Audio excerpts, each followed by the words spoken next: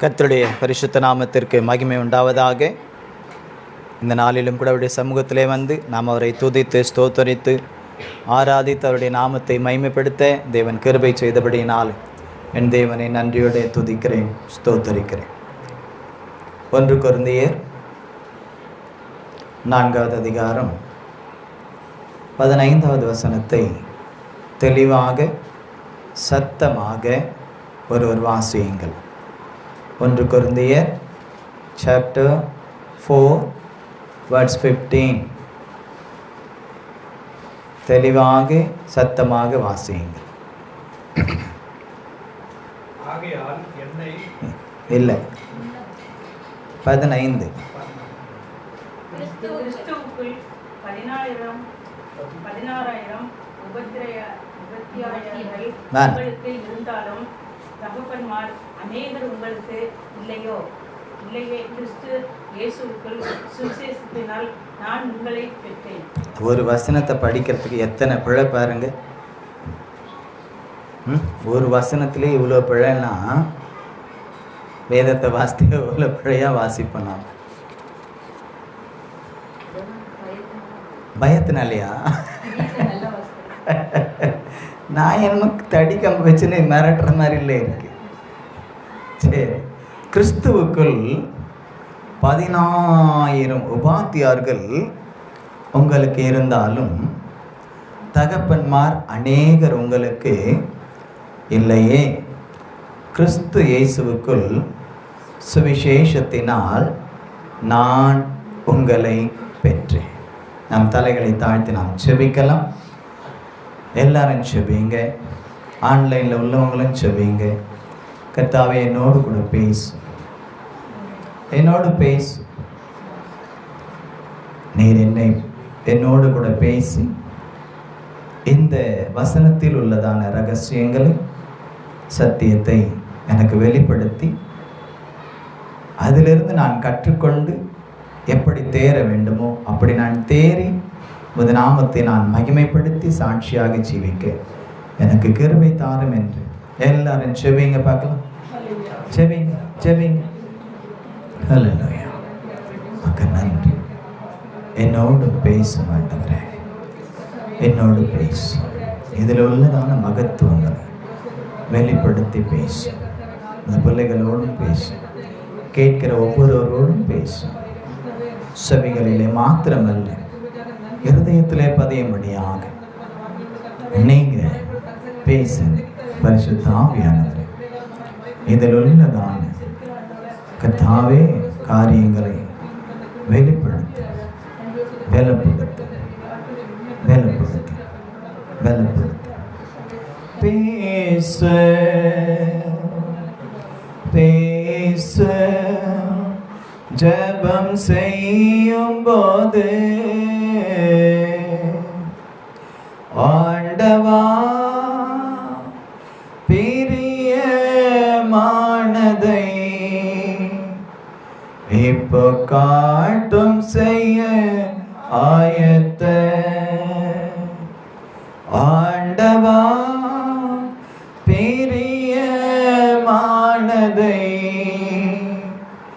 இப்போ காட்டும் செய்ய ஆயத்த. ஆமென் ஆமென் ஆமென். ஹல்லேலூயா ஹல்லேலூயா ஹல்லேலூயா. கர்த்தர் உங்களை ஆசீர்வதிப்பாராக. இந்த கொரிந்தியர் புத்தகத்தை எழுதியது யார் தெரியுமா? கொரிந்தியர் புத்தகத்தை எழுதினது யாரு? இப்பெல்லாம் பார்க்கக்கூடாது. இதுக்கு முன்னால எத்தனையோ வாசித்திருப்பீங்க இல்லையா? பவுல். 2 பவுலா? 1 பவுலா?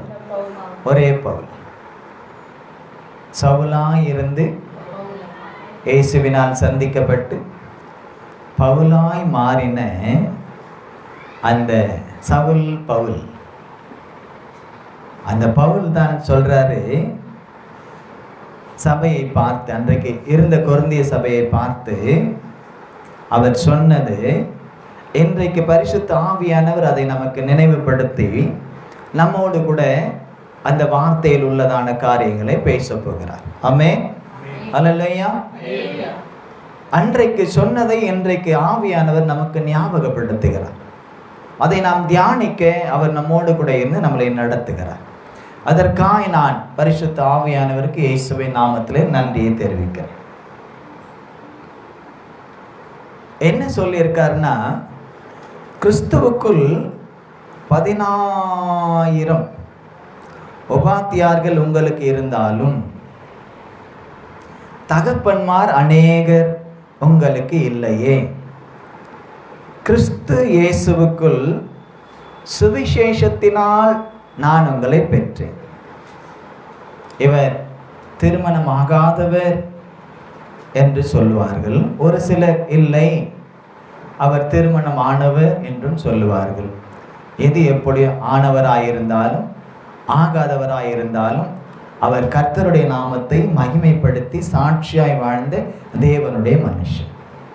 ஆமென். பெரும்பாலும் அவர் திருமணம் ஆகாதவர் என்றுதான் வேதத்திலே நாம் பார்க்கிறோம்.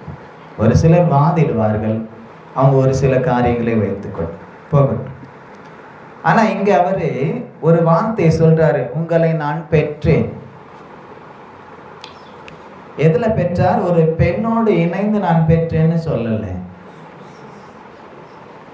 எப்படி பெற்றேன்னு சொல்றாரு?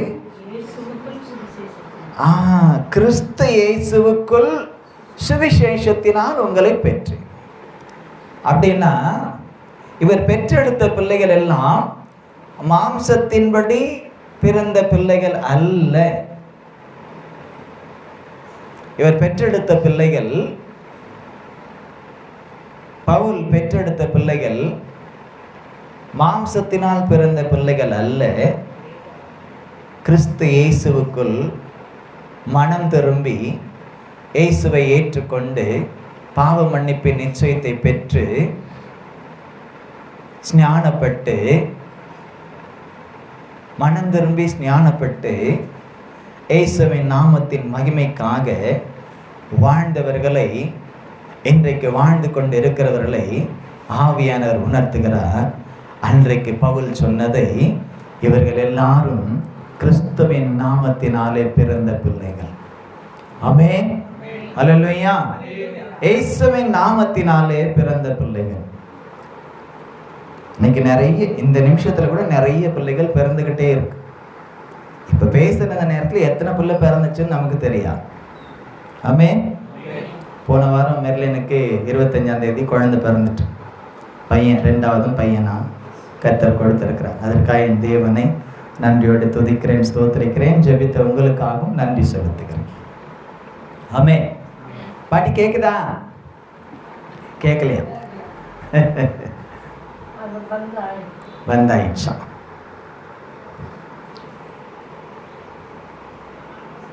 இப்படி மனுஷ சஞ்சாரத்தின் மூலமாக இவர் குழந்தைகளை பெற்றேன்னு சொல்லாம, கிறிஸ்துவாலே, கிறிஸ்து இயேசுவுக்குள் அவர் கொடுத்த வார்த்தைகள் மூலமாக. யார் கொடுத்த? கிறிஸ்து இயேசு என்ற அந்த வார்த்தையின் மூலமாக. அவரே வார்த்தை. அந்த வார்த்தையே இன்னும் அநேக வார்த்தைகளை நமக்கு கொடுத்தார். அவர் கொடுத்தார். வார்த்தையாகிய இயேசு அநேக வார்த்தைகளை உபதேசமாக, சுவிசேஷமாக, ஜீவனுள்ள வார்த்தைகளாக கொடுத்தார் அல்லவா? அப்படிப்பட்ட கிறிஸ்து இயேசுவுக்குள் அவர் கொடுத்த வார்த்தையை அறிவித்து பிறந்த, அதை ஏற்றுக்கொண்டு கிறிஸ்துவோடு கூட இணைந்தார்கள் அல்லவா? அவர்களைத்தான் அவர் சொல்லுகிறார், நான் பெற்றேன். அல்லேலூயா. நாம கூட பெற்றிருக்கோம். ஒன்று ஒவ்வொரு விதமா இருக்கும்.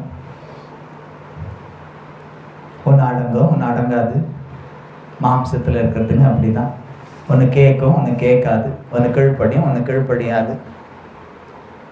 ஒன்றுக்கு ரொம்ப செல்லம் இருக்கும், ஒன்று கண்டுக்கவே மாட்டோம், இல்லையா? அந்த மாதிரி நிறைய மாம்சத்தில் உண்டு. ஆனால் ஆவிக்குரிய பிள்ளைகளை பெற்றெடுப்பதிலே கிறிஸ்து அவ்விதமான ஒரு பாரபட்சத்தை நம்மை போல காண்பிக்கிறவரும் அல்ல. அவருடைய சமூகத்திலே எல்லோரும் ஒன்று, ஆண் என்றும் இல்லை, பெண் என்றும் இல்லை, அவருக்குள்ளே எல்லோரும் சமம் என்று தான் நான் பார்க்கிறேன். அப்படிப்பட்ட கிறிஸ்துவுக்குள்ளே இவர் பெற்றெடுத்த அந்த பிள்ளைகளுக்கு அவர் ஒரு ஆலோசனை கொடுக்கிறார். அந்த ஆலோசனை என்ன தெரியுமா? கிறிஸ்துவுக்குள் 10,000 உபாத்தியார்கள் இருப்பார்கள். கிறிஸ்துவுக்குள் 10,000 உபாத்தியார். 10,000 எவ்வளோ? 10,000 எவ்வளோ? இங்கிலீஷில் தெரியும், அது கரெக்டாக போட்டிருப்பாங்க. தமிழில் 10,000 நமக்கு தெரியல. 10,000 10,000 16,000 தமிழுக்கு, தமிழச்சிகளுக்கு, தமிழர்களுக்கு, தமிழ் 16,000 16,000 10,000 16,000. இங்கிலீஷில் வாசி தம்பி.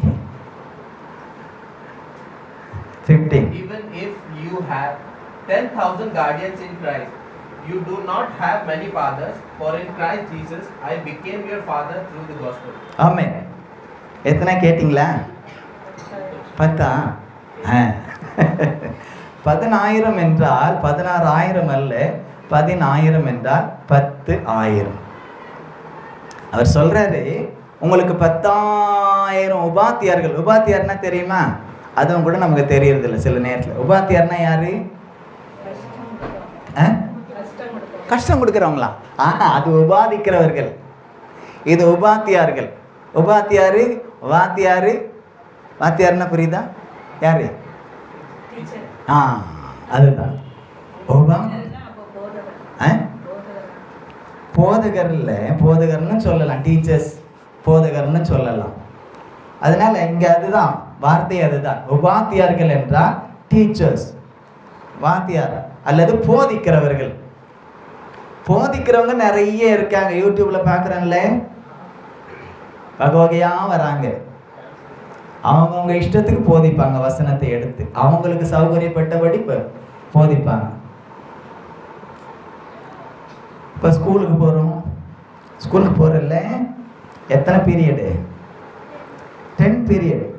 எத்தனை டீச்சர் வர்றாங்க? 10 டீச்சர் வர்றாங்க. 10 பீரியடு. 10 பீரியடுக்கு 10 டீச்சர் வராங்க. ஃபர்ஸ்ட் பீரியட் என்ன?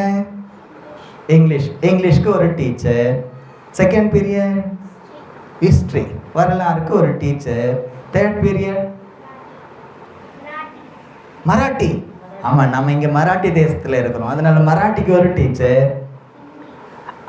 கூட அது நேஷ்னல் லாங்குவேஜ் கொண்டு வரோம், அதுதான் நேஷ்னல்ன்ட்டு ஹிந்தி ஒன்று. அதுக்கப்புறம் ஜாகிரஃபி. ஜாகிரஃபின்னா தெரியுமா என்னன்னு? புவியியல். புவியியல்னா என்ன தெரியுமா? பூமியை பற்றியதான காரியம். அப்புறம் மேக்ஸ். பரவாயில்ல, லேட்டாக தான் வராங்க, 6வதாக தான் வராங்க. மேக்ஸ்னா தான் கொஞ்சம் பயம் இல்லையா? Maths teacher. அப்புறம் drawing teacher, work experience teacher. இவிஎஸ்லாம் இல்லையா? அதுலேயே வந்துடுதா? அப்புறம் 10 டீச்சர்னு வரலையே கணக்கு. 8 பேர் தான் வந்தாங்க. சயின்ஸ் சொல்லல. சயின்ஸ் சொன்னியா? சொல்ல, மனசுக்குள்ளேயே ஒரு ஆள் சொல்லியிருக்கு. சரி, சயின்ஸு நம்மெல்லாம் படிக்கும் போது வெறும் 5 டீச்சர் தான் வருவாங்க. அதுக்கு காலையில் 4 பீரியடு, சாயந்தரம் மத்தியானத்துக்கு மேலே ஒரு 3 பீரியட் இருக்கும். ஒரு நாள் ஃபுல்லாக வச்சு அறுத்து அனுப்புவாங்க, படிப்பிச்சு அனுப்புவாங்க, போதித்து அனுப்புவாங்க. அது சில பேருக்கு நல்லா இருக்கும், சில பேருக்கு ஐயோன்னு இருக்கும். எங்கள் தமிழ் வாத்தியாரெல்லாம் வந்து பானை எடுத்தாருன்னா நேரம் பொறுத்தே தெரியாது, அவ்வளோ நல்லா எடுப்பாங்க. சில பேர் வந்து எடுத்தாங்கன்னா ஏன்பா வந்து எடுக்கிறாங்கன்னு இருக்கும். நேரம் போவாதான் இருக்கும். ஒரு டீச்சர் இருந்தாங்க 6th படிக்கும்போது. அவங்களுக்கு கொஞ்சம் பலவீனம், ஆஸ்மா வியாதி இருந்துச்சு. அதனால நடுவில் சேரை போட்டுக்கிட்டு எல்லாரையும் பக்கத்தில் கூட்டி வச்சார். ரொம்ப சத்தம் வராது, ரொம்ப சத்தம் போட்டு அவங்களால பேசுவோம். அதனால பக்கத்தில் கூப்பிட்டு வச்சுக்கிட்டு பொறுமையாக மெதுவாக சொல்லுவாங்க. இன்னொரு டீச்சர் இருந்தாங்க, அவங்களும் 6th 7th வந்தாங்க. ஹிஸ்ட்ரி ஜாகிரபி எடுப்பாங்க. உள்ள வாசல்ல என்ட்ரு ஆகும்போதே தலைப்பு சொல்லிடுவாங்க. கையில் புக்கெல்லாம் இருக்காது. உள்ள வரும்போது என்ட்ரு ஆகும்போது இந்த பாடம், இந்த பேஜ் எல்லாம் சொல்லிடுவாங்க. பக்கம் எல்லாத்தையும் சொல்லிட்டு மடன்னு அந்த எப்படி தான் அவங்க அந்த புக்கில் இருக்கிறத பார்க்காம சொல்லுவாங்கன்னு தெரியவே தெரியாது. ஒரு அக்ஷரம் கூட பெசகாம அப்படி அவ்வளவு அவங்க எக்ஸ்பீரியன்ஸ். அதில் அவ்வளோ எக்ஸ்பீரியன்ஸ். அப்படி சொல்லிக்கிட்டே இருப்பான். அவங்கக்கிட்ட புக் இருக்காது, ஆனால் புக்கை பார்க்கலன்னு அடிப்பாங்க. பாரு நான் நடத்துறது இருக்குதான்னு பாரு. பார்த்தா ஒரு எழுத்து கூட மிஸ் ஆகாமல் சொல்லுவாங்க. நல்ல வாத்தியார்களும் உண்டு. ஃபிசிக்கல் ட்ரைனிங் வாத்தியாரை விட்டுட்டியே, பிஇடி இல்லை, பிடி வாத்தியார், இங்கே பிடி. அவங்க தான் உங்களுக்கு ஃபிசிக்கல் எஜுகேஷன் இல்லையா, எங்களுக்கு physical training, physical education training PET. இங்கே வெறும் பிடி இல்லையா. சரி, நிறைய மாறி இருக்கு. ஆனால் அறிவு தான் கொஞ்சமாக போச்சு. அன்னைக்கு படித்தவங்ககிட்ட இருக்கிற அறிவு இன்னைக்கு படிக்கிறவங்ககிட்ட அதிகமாக இல்லை. அதுக்காக ஒன்றும் தப்பு இல்லை, அதுக்கு அறிவு இல்லைன்னு அர்த்தம் இல்லை. நாம் கர்த்தருக்குள்ள அறிவை என்ன செய்யணும்? வளர்த்து கொள்ள வேண்டும். ஆமென், அல்லேலூயா. தேவையில்லாத அறிவெல்லாம் வளர்ந்துருது முளைக்கும் போதே. தேவையானதெல்லாம் விட்டுறாங்க. அப்போ நமக்கு நல்லொழுக்கம்னு ஒரு பீரியட் இருந்து, நல்லொழுக்கம் இருந்துச்சா இல்லையா? இல்லையா? படிக்கலையா? எங்களுக்கெல்லாம் இருந்துச்சு. அதில் நான் கான்வென்ட் ஸ்கூலில் படித்ததுனால இந்த பிள்ளைங்களுக்கு அவங்களுக்கு ஏற்ற மாதிரி மாரல் பீரியட், மாரல்ஸ் அவங்களுக்கு ஏற்ற மாதிரி, அவங்களுக்கு உலக பிரகாரமான அந்த காரியம். எங்களுக்கு தனியாக கிறிஸ்தவ பிள்ளைங்களுக்கு தனியாக பைபிள்லேருந்து எடுத்து சொல்லி கொடுப்பாங்க. அது அன்றைக்கே உண்டு, இன்றைக்கும் இன்னைக்கு இருக்கா என்னன்னு தெரியல. அன்றைக்கெல்லாம் ஒரு பிரச்சனையும் வரல, ஒரு பிரச்சனையும். ஆனால் இன்னைக்கெல்லாம் பாரு, எது எடுத்தாலும் பிரச்சனை பிரச்சனை பிரச்சனை பிரச்சனைன்றான். இப்படி உபாத்தியார்கள், அதாவது டீச்சர்ஸ், போதகர், அநேக பவுல் சொல்லக்கூடியதான போதகர்கள் கிறிஸ்துவின் நாமத்தை தரித்து கொண்டு போதிக்கிறவர்களே சொல்றார். அதுல நல்லவங்களும் இருக்காங்க, நல்ல உபதேசியும் இருக்காங்க, கள்ள உபதேசியும் இருக்காங்க. நல்ல போதகர்களும் இருக்காங்க, கள்ள போதகர்களும் இருக்காங்க. இந்த கடைசி காலத்துல கள்ள போதகர்கள் தான் அதிகமாக இருக்கிறார்கள். அதனால நாம ரொம்ப ஜாக்கிரதையா இருக்கணும். டீச்சருடைய வேலை என்ன? சொல்லி கொடுத்துட்டு சம்பளம் வாங்கிட்டு போயிட்டே இருப்பாங்க. அவங்களுக்கு எவ்வளோ டைமோ அந்த டைமுக்குள்ள எவ்வளோ சொல்லி கொடுக்க முடியுமோ அவ்வளோ சொல்லி கொடுத்துட்டு அவங்க போயிட்டே இருப்பாங்க. டீச்சர்ஸோடைய வேலை அதுதான். ராத்திரியெல்லாம் நம்மளை பற்றி நினச்சிட்டு இருப்பாங்க. இல்லை அடுத்த பீரியடெல்லாம் அந்த ஸ்கூலுக்கு போனதுலேருந்து எல்லா டீச்சரும் நம்மளை நினச்சிட்டு இருப்பாங்க. சில டீச்சர் யாரையும் பார்க்க கூட மாட்டாங்க. சரியா, அவங்க பாட்டுன்னு வருவாங்க, மடமடன்னு போடுவாங்க, எழுதுவாங்க, போவாங்க, பார்த்துங்க, நோட் பண்ணிங்க, போயிட்டே இருப்பாங்க. பேசக்கூட மாட்டாங்க சில பேர் பிள்ளைங்க கிட்ட. நாங்கெல்லாம் படிக்கும்போது அப்படி இல்லை. ஒவ்வொரு பிள்ளைகளையும் அவங்க அறிந்திருந்தார்கள். ஒவ்வொரு பிள்ளைங்களையும், எனக்கு ஃபஸ்ட் ஸ்டாண்டர்ட் இருந்த டீச்சர் பேர் கூட எனக்கு தெரியும். ஃபஸ்ட் ஸ்டாண்டர்ட் நான் படிக்கும்போது இருந்த டீச்சர் பேர் கூட தெரியும். செகண்ட் ஸ்டாண்டர்ட் டீச்சர் பேர் தெரியும். அப்போ இருந்தெல்லாம் மெமரியில் இருக்குது. இப்போ இருக்கிறது தான் நம்ம மறந்து போகுது. நல்ல டீச்சர் அவ்வளவு, அதாவது அவங்க சொல்லிக் கொடுக்குற விதமே அப்படி இருக்கும். ஆடி பாடி அரவணைச்சு பிள்ளைங்களை. அதுலேயே கொஞ்சம் முரட்டு சுவாபம் உள்ள டீச்சர்களும் உண்டு. மிரட்டல்லையே கொண்டு போவாங்க, மிரட்டல்லையே கொண்டு போவாங்க. ஏன்னா சில பிள்ளைங்களுக்கு அது அப்படிப்பட்டவங்க தான் தேவை. இங்க 10,000 போதகர்கள். அப்ப பாருங்க, போதகர்கள் நிறைய இருக்காங்க, போதிக்கிறவங்க நிறைய இருக்காங்க. ஆனா அப்பான்னு சொல்றவரு, அப்பான்னு சொல்றவரு, தகப்பன்னு சொல்றவரு எத்தனை பேரா? ஒருத்தர் தான். அநேகர் உங்களுக்கு இல்லையே இருந்தா அது அசிங்கம். அநேகர் இருந்தா ஒரு பிள்ளைக்கு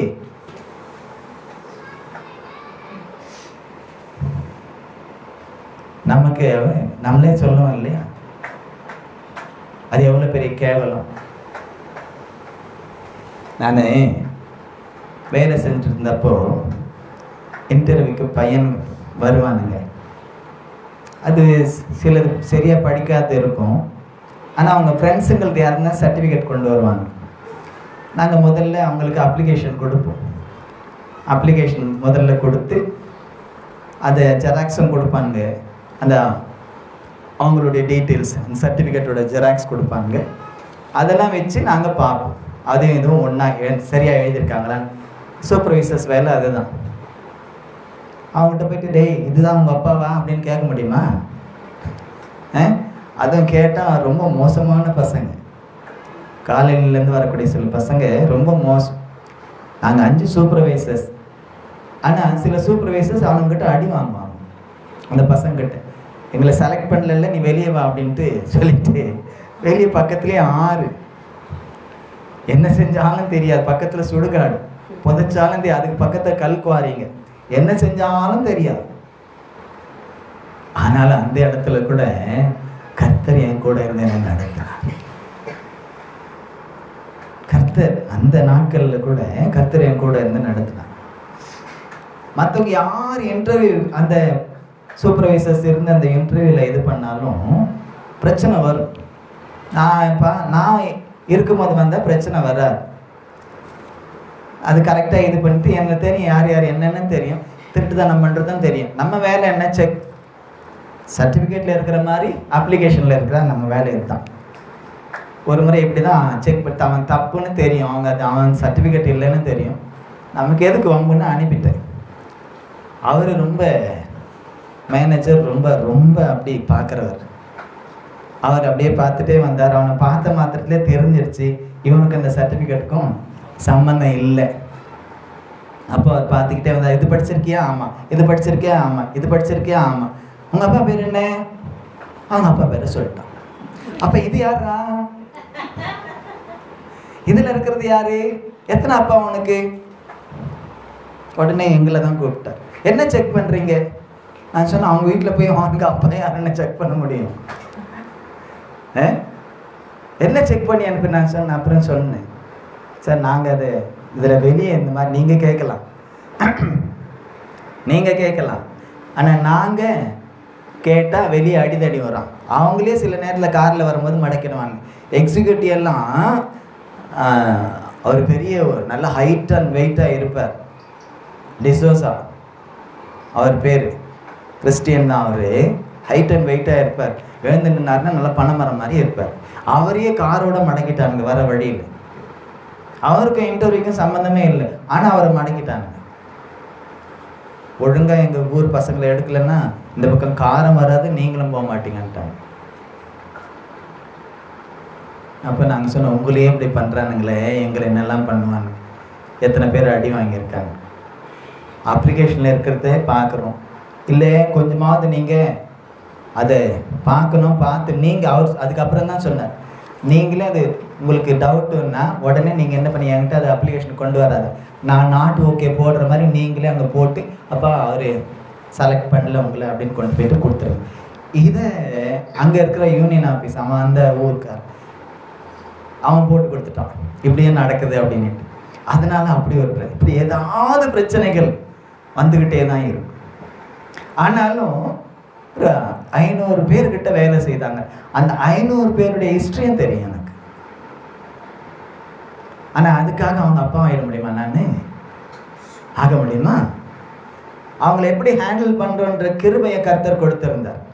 எல்லாரும் மற்றவங்ககிட்ட வாலாட்டுவாங்க, என்கிட்ட மாத்திரம் வாலாட்ட மாட்டாங்க. ஏன்னா அவங்க மண்டவாளத்தெல்லாம் தண்டவாளத்தில் ஏற்றிருவேன். கர்த்தர் அப்படிப்பட்ட கிருபையை கொடுத்துருந்தார். தெரியும் அவங்களுடைய காரியங்கள் எல்லாம். சில பிள்ளைங்க நல்ல பிள்ளைங்க, சிலதுங்க ரொம்ப ராகண்டாக இருக்காங்க, அப்படியெல்லாம் இருப்பாங்க.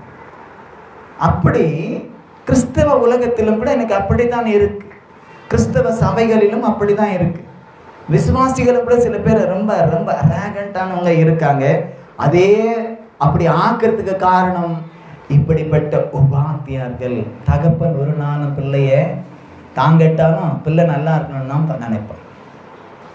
உண்மைதானே? தகப்பன் குடிக்காரனா இருப்பான், பிள்ளை குடிக்க சொல்லுவான், டேய் குடிக்காதடா அப்படின்னு தான் சொல்லுவான். அவன் எவ்வளவுதான் அவன் கெட்டு போனவனதாலும் பிள்ளை மாத்திரம் நல்லதான் இருக்கணும்னு தான் நினைப்பான் எந்த தகப்பனும். அதுக்குன்னு டீச்சர்ஸ் எல்லாம் பிள்ளைங்க கெட்டு போவாங்க, நான் அந்த டீச்சர்ஸை சொல்லு, உலக பிரகாரமான டீச்சர்ஸை நான் ஒன்றும் சொல்லலை. ஆனால் இங்கே பிசாசு கிறிஸ்தவ உலகத்திலே பயன்படுத்துகிற கள்ள உபதேசிகள், கள்ள தீர்க்கதரிசிகள், கள்ள அப்போஸ்தலர்கள், கள்ள சுவிசேஷகர்கள், கள்ள போதகர்கள், என் கள்ள மேய்ப்பர்களும் கூட பிசாசு வைத்திருக்கிறான். சாத்தான் சபைன்னு இருக்கு. அப்ப அவங்க கள்ள மேய்ப்பன் தானே, கள்ள போதகர்கள் தானே. இங்க கூட ஒருத்தர் ஒரு முறை வந்தாங்க. வந்து நான் உள்ள உக்காந்துட்டு இருந்தேன். கிறிஸ்டல்னு தெரியல, யாருன்னு தெரியல. அவங்ககிட்ட கேட்டாங்க, இந்த வசனம் தெரியுமா, அந்த வசனம் தெரியுமா அப்படின்ட்டு. நான் பொறுமையாக இருந்தேன், சரி நம்ம வெளியே போகக்கூடாது. அப்போ அவங்க சொன்னாங்க, பிதா இருக்கிறார், தகப்பன் இருக்கிறார்ல, அதே மாதிரி தாயும் இருக்கிறாங்க தெரியுமா அவருக்கு இல்லை, நமக்கு தாயும், பிதாவுக்கு கல்யாணம் ஆகி அவருக்கு ஒரு மனைவி இருக்கிறன்ற மாதிரி சொல்கிறாங்க. எனக்கு இதை கேட்ட உடனே கோவம் வந்துட்டு, போயிட்டு சரி நீங்கள் போயிட்டு வாங்க, நான் வேறு எதுவும் பேசிடக்கூடாது அப்படின்னுட்டு போயிட்டு வாங்க, தெரியாதவங்கிட்ட போயிட்டு சொல்லுங்கள், இல்லை எங்களுக்கு நாங்கள் கிறிஸ்தவங்க தான், நாங்கள் வேதத்தை படிக்கிறவங்க தான், அதனால நீங்கள் போகலாம். வசனம் தெரியுமா? திருப்பி நாங்கள் கேட்டால் ஏதாவது ஒரு வசனத்தை கேட்டால் சொல்ல முடியுமா அவங்களால பட்டுன்னு? அவங்க மனசில் வச்சிருந்த மாத்திரம் எது தெரியுமா அது தெரியுமான்னு கேட்குறாங்க. திருப்பி நம்ம கேட்டால் ஒன்றும் அது இல்லை, இப்படி இல்லை, அப்படி இப்படி இல்லை. அப்போ இந்த மாதிரி வஞ்சிக்கிற ஆவிகள், கள்ள உபதேசிகளை, கள்ள போதகர்களை, கள்ள தீர்க்க தரிசனம் கூட எனக்கு மறைஞ்சு போயிருக்கு. கள்ள தீர்க்க தரிசனங்கள் பணத்துக்காக, நீ நல்லா இருப்ப, நீ இப்படி இருப்ப, அப்படி இருப்ப. தீர்க்க தரிசனம் என்பது நம்முடைய விசுவாசத்தை வளர்ப்பதற்காக தான் புதிய ஏற்பாட்டில் சொல்லப்படுகிறது. தீர்க்க தரிசனம் சபைக்குள்ள எதற்காக? விசுவாசத்துல வளர்றதுக்கு. உலக நடப்புகளை நமக்கு சொல்வது எதற்காக? எச்சரிப்பதற்காக. சாக்லேட் கொடுக்கறது இல்லை தீர்க்க தரிசனம். நீங்க வேணா எந்த தீர்க்க தரிசி வேணாலும் வேதத்துல எடுத்து பாருங்களேன். இந்த பவுலே கூட தீர்க்கதரிசி தான். பவுல் வெறும் சுவிசேஷகர் மட்டும் இல்லை, அவர் அப்போஸ்தலராகவும் இருந்தார், தீர்க்கதரிசியாகவும் இருந்தார், சுவிசேஷகராகவும் இருந்தார், போதகராகவும் இருந்தார், மேய்ப்பனாகவும் இருந்தார். இயேசு கிறிஸ்துவுக்குள்ளே ஆக்டிவேட் ஆன அத்தனை ஊழியங்களும் பவுலுக்குள்ளும் ஆக்டிவேட் ஆயிருந்தது. எனக்கும் அப்படிப்பட்ட சில ஊழியர்கள் இருக்காங்க. ஆனா ஒண்ணுமே ஆக்டிவேட் இல்லாம பிசாசினால் ஆக்டிவேட்டா நடக்கிறவங்களும் கூட இன்றைக்கு மலிந்து போயிருக்காங்க. அவங்களுடைய உபதேசங்கள் தான் சில பேருக்கு தேனை போல தித்திப்பா இருக்கு. தேனும் கூட மட்டாதான் சாப்பிடணும், அதிகமா சாப்பிட்டா விஷம் இல்லை, வாந்தி வரும். நல்லதுதான் தேன், ஆனால் வேதம் சொல்லுது அதை கூட மிதமா தான் சாப்பிடணும். உலகத்துல சொல்லுவாங்கல்ல, அமிர்தமா இருந்தாலும் அதிகமா சாப்பிட்டா நஞ்சு, அதுதான் விஷம். அப்ப எதுவா தேவன் நமக்கு கொடுப்பதை யார், நம்முடைய தகப்பன் யார், நாம் தகப்பனின் உபதேசத்தை தான் கேட்கணும் கேட்கணும் கேட்கணும்னு நீதிமொழிகள் எல்லாம் சொல்லப்படுகிறது. பழைய ஏற்பாட்டிலேருந்து புதிய ஏற்பாடு, ஆதி ஆகமத்திலேருந்து வெளிப்படுத்தின விசேஷம் வரையிலும் சொல்லப்படக்கூடிய ஒவ்வொரு இடத்திலும் தகப்பனைத்தான் முக்கியப்படுத்துகிறாரே ஒழிய, இடையிடையே தாயையும் முக்கியப்படுத்துகிறாரே ஒழிய, மற்றபடி இந்த மாதிரி 1000 பேர் வருவாங்க, 10,000 பேர் வருவாங்க, 1,00,000 பேர் வருவாங்க. இன்னைக்கு மக்கள் தொகை பெருகிறதுனால கோடி பேர் கூட வருவாங்க. யாரு? தகப்பன் இல்லாதவங்க, கள்ள உபதேசிகள், கள்ள தீர்க்கதரிசிகள், கள்ள அப்போஸ்தலர்கள், கள்ள போதகர்கள், கள்ள மேய்ப்பர்கள் நிறைய பேர் வருவாங்க. நம்ம ஜாக்கிரதையா இருக்கணும். இன்னைக்கு வர்ஷிப்பே நிறைய இயேசுவுக்கு நடக்கல. நிறைய பேர் பாடல் ஏற்றாங்க, இயேசுவுக்காக ஏற்றல. தங்களை வெளிப்படுத்த, தங்களை ஷோ காட்ட தான் நடக்குது. அதைத்தான் சில பேர் கையை தட்டிக்கு டக்கா டக்கா டக்கா டக்கான்னு குதிக்கிறாங்க. அதுதான் இனிமையா இருக்கு காதுக்கு. மியூசிக்க போட்டு அப்படி குதிக்க வைக்கிறது தான் எனக்கு ஆராதனைன்னு நினைக்கிறாங்க. தலைமை சபையில தலைமை போதகர் பாஸ்டர் சுந்தரையா இருந்தவர்களும் பேண்ட் அடிக்கிறதுக்கு கூட அவர் அனுமதி கொடுக்கலையா. அப்பெல்லாம் இந்த பேண்ட் வரும், சிங்கிள் ட்ரம் கொட்டு அடிக்கிறது, அதுக்கு கூட அவர் அனுமதி கொடுக்கலையா. ஏன்னா அப்படி கொட்டு அடிக்க அடிக்க பாட்டு வேகமாக போக கூட பேண்டு கூட என்ன ஆகும், வேகமாக போகும். சில பேர் குதிப்பாங்க, அப்போ உடனே நிறுத்திடுவாங்க. நிறுத்து, இப்போ குதி, பேண்ட் அடிக்கிறது நிறுத்திடுச்சு, இப்போ குதின்னு வரான். யாரும் குதிக்க மாட்டாங்க. அது வேற ஒன்று. கொட்டடிச்சு குதிக்கிறதெல்லாம் வேற. பார்த்துருக்கீங்களா நீங்க? கொட்டடிச்சு குதிக்கிறத ஆடிக்கினே வரும், அதெல்லாம் வேற. கர்த்தருடைய பிள்ளைகள் வேற. கர்த்தருடைய பிள்ளைகள் நடனம் ஆடி இருக்காங்க. ஆனா அந்த நடனத்துக்கும் இப்போ நான் ஆவியில குதிக்கிறேன்னு சொல்ற நடனத்துக்கும் வித்தியாசம் நிறைய இருக்கு. எங்க அப்பா வீட்டில் இருந்தா வீடு அமைதியா இருக்கும், மயான அமைதி. சமையல் கட்டில் கூட பாத்திரம் உருட்டக்கூடாது, அப்படி அமைதியா இருக்கும். அவர் இல்லைன்னா நாங்க வேற மாதிரி இருக்கும். அப்பெல்லாம் இந்த ரேடியோவில் தானே பாட்டுக்கிட்டெல்லாம் வரும். பெரிய பெரிய ரேடியோ இருந்தது. அதை கூட எந்த அளவுக்கு வேல்யூம் வைக்கணும் அந்த அளவுக்கு தான். இப்போ இங்கெல்லாம் நம்ம பார்த்துருக்கோம், போட்டாங்கன்னா ஊருக்கே கேட்கும். அவன் ஒருத்தன் தான் இருப்பான், ஆனால் அவன் போடுவான், ஊருக்கே கேட்கும். டிஸ்டர்பன்ஸாக இருக்கும். அப்புறம் சொல்லி அதுக்கப்புறம் ஆராதனை ஆரம்பிக்கும் போது நிறுத்திடுவோம். இப்போ போடுறதே இல்லை, ஆள் ஜாஸ்தி.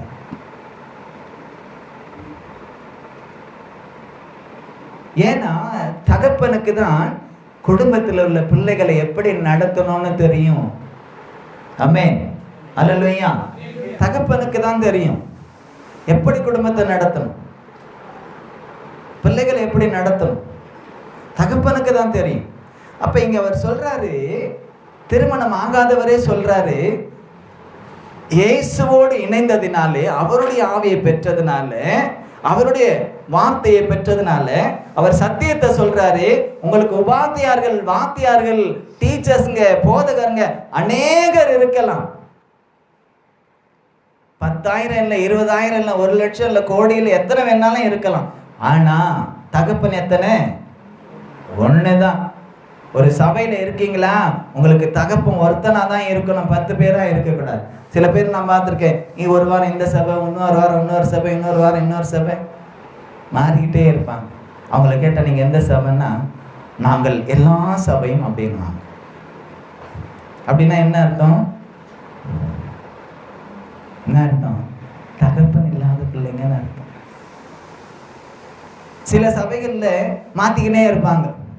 5 வருஷத்துக்கு 3 வருஷத்துக்கு ஒரு முறை என்ன செய்வாங்க, மாற்றிக்கிட்டே இருப்பாங்க. இப்போ யார் பாஸ்டர்னு கேட்க வேண்டியிருக்கும். அப்படி அப்பாவை மாற்ற முடியுமா? நான் சொல்கிறதெல்லாம் சில பேருக்கு எரிச்சலை கொடுக்கும். உள்ளதை தானே சொல்கிறேன், சத்தியத்தை தானே சொல்கிறேன், நான் சொல்லலையே, ஆவியானவர் தான் சொல்லி கொடுக்குறேன். எனக்கு அதுக்கு எந்த சம்பந்தமும் இல்லை. நான் வெறும் நிற்கிறேன், அவருடைய பயன்படுத்த முடியாது நிற்கக்கூடிய ஒரு பாத்திரம். சில பேருக்கு அது எரிச்சலாக இருக்கும், சில பேர் அப்படி வளர்ந்து இருப்பாங்க.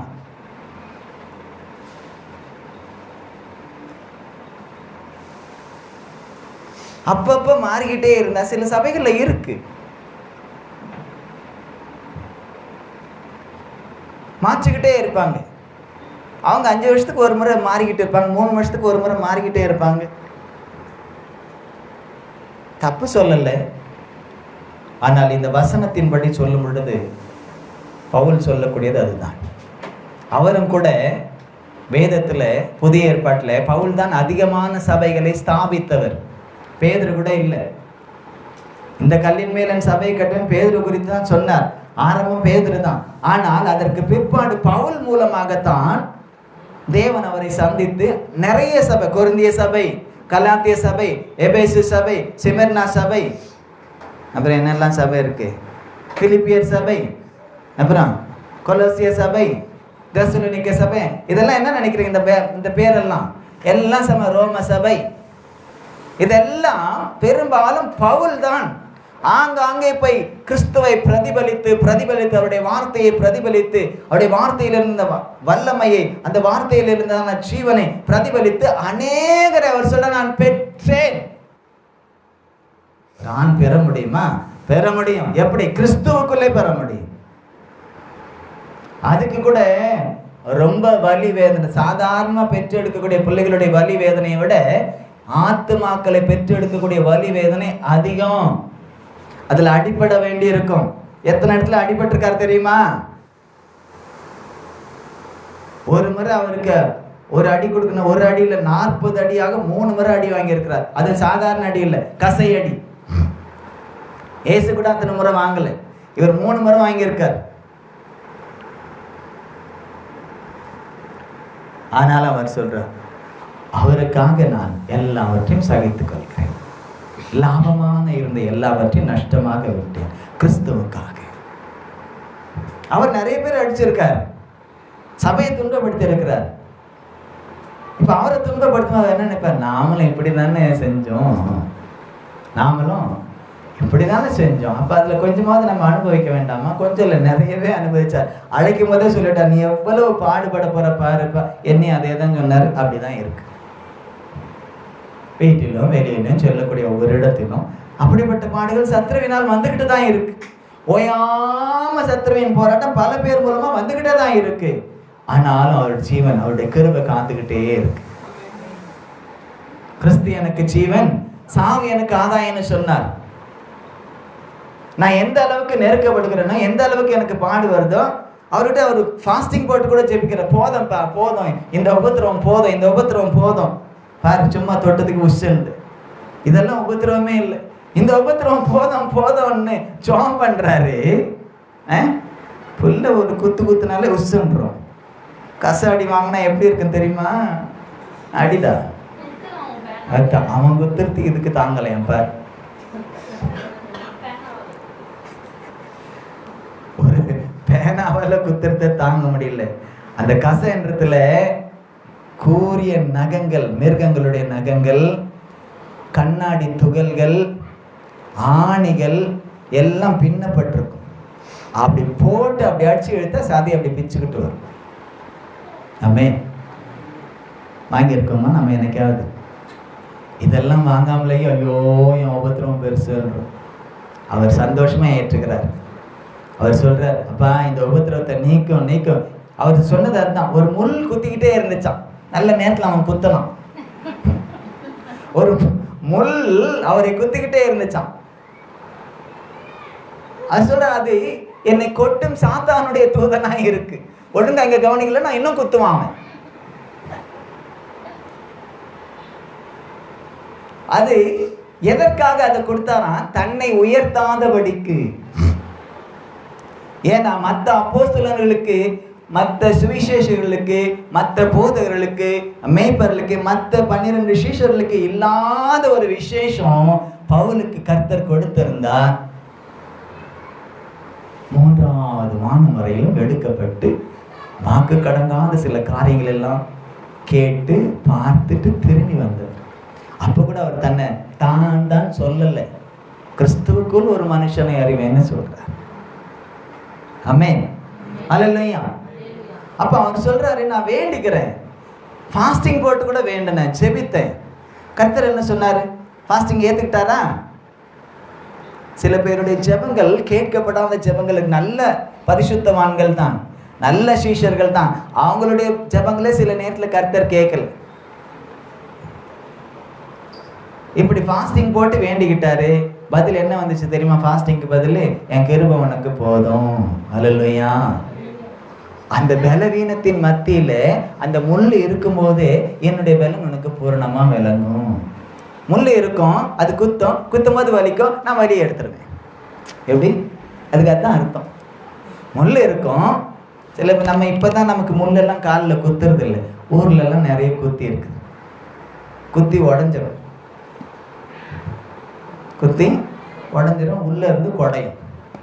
சில நேரத்தில் சீழ் கூட வச்சிடும், ஜலம் வச்சோம். அதை பிதுக்கி எடுத்துட்டு முள்ளை எடுத்துட்டு அங்கே ஒரு கல்லுப்பை வச்சு தீ வச்சு சுடுவாங்க. கல்லுப்பை கொஞ்சம் வாயில் கடிச்சு அந்த இடத்துல வச்சு தீ வச்சு சுடுவாங்க. சுருணும் மண்டை வரலும் ஏறும். அது விஷம் முறிப்பு.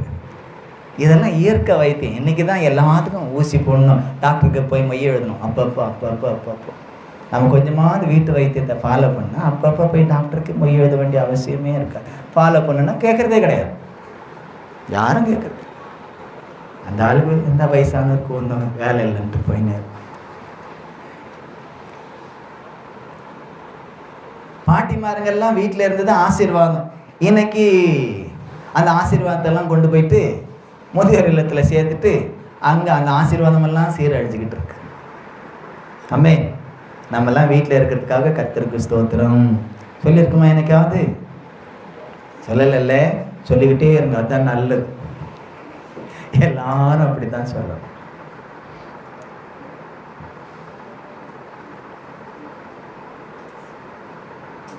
இப்படி அவர் சொல்றாரு, முள் இருந்துச்சு, முள்ளை எடுக்க சொல்ற, முள்ளை எடுக்கல. முள்ளு இருக்கும்பா, வலி வரும்பா, வலியை நான் நீக்குவேன். ஏன்? அது இருந்தாதான் உன்னை என்ன செய்ய மாட்டேன், உனக்குள்ள பெருமை வராது, பெருமை வராது. ஏன்னா எனக்கு நிறைய பேருக்கு பெருமை வந்துடுது. அதுலேருந்து நம்ம தெரிஞ்சுக்கலாம் அவங்க தகப்பனா இல்லை வாத்திங்களா. வாத்தின்னு நான் சொல்றது உலக பிரகாரமான வாத்திங்களே இல்லை, மன்னிச்சுக்கோங்க, தவறாக புரிஞ்சுக்காதீங்க. கிறிஸ்தவ உலகத்தில் இருக்கக்கூடிய பொய்யான வாத்தியார்கள், பொய்யான உபதேசிகள், பொய்யான தீர்க்கதரிசிகள், பொய்யான ஆயிரமா எனக்கு மலிஞ்சு போயிருக்கு. அதை நாம் இனம் கண்டு கொள்ள வேண்டும். இன்னைக்கு வாண்டடா வருவாங்க, வீட்டு கதவை தட்டிக்கிட்டு ஒரு 5 நிமிஷம், ஒரு 2 நிமிஷம் இங்கே கூட வருவாங்க. நல்லா தெரியும் சபை நடக்குன்னு தெரியும், வருவாங்க. கொஞ்சம் பேசலாமா? பேசுறதுக்கு ஒன்றுமே இல்லை, போயிட்டு வாங்க. ஒரே வார்த்தை முடிச்சிடும், பேசுறதுக்கு ஒன்றுமே இல்லை. வேற யாருக்காவது போய் சொல்லுங்க. அப்பப்போ எகோவா விட்னஸ்காரங்க வந்து கதவை தட்டுவாங்க, ஒரே வார்த்தை தான், போயிட்டு வாங்க.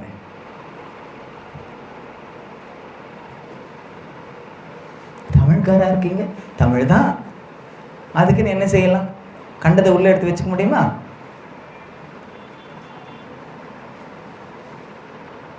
அப்ப இங்க இவர் சகல சாஸ்திரத்தையும் கற்றவர். அவர் சொல்றாரு, அந்த சாஸ்திரத்துல, அவர் கற்ற சகல சாஸ்திரத்திலையும் கூட ஒருவனுக்கு பல தகப்பன்மார் இருந்ததாக வரலாறு இல்லை. வாத்தியார்கள், டீச்சர்ஸ் மெனி, அநேகர் இருக்கலாம். ஒவ்வொரு சப்ஜெக்டுக்கு ஒவ்வொருத்தர் இருக்கலாம். ஒவ்வொரு ஸ்கூல்ல ஒவ்வொரு விதமா மாறலாம். நம்ம போக போக எலிமெண்ட்ரி ஸ்கூல்ல ஒரு விதமான டீச்சர், அப்புறம் செகண்டரியில் ஒரு மாதிரி டீச்சர், ஹை ஸ்கூலில் ஒரு மாதிரி டீச்சர், ஹையர் செகண்டரியில் ஒரு மாதிரி டீச்சர், காலேஜில் ஒரு மாதிரி டீச்சர், அதுவும் இன்னும் போஸ்ட் கிராஜுவேட், இன்னும் ஹை கிராஜுவேட்லாம் போகும்போது மாறிக்கிட்டே இருப்பாங்க. ஒரே டீச்சராக எடுப்பாங்க. 1வது கிளாஸ் டீச்சர் வந்து காலேஜில் வந்து டீச் பண்ண முடியுமா? இங்கே ஆன்னு சொல்லி கொடுக்குற டீச்சர் அங்கே வந்து ஆன்னு சொன்னால் பசங்கள்லாம் டீச்சர் என்ன சொல்லுவாங்க? ஆஹா டீச்சர், நல்லா இருக்கு டீச்சர், போயிட்டு வாங்க டீச்சர்.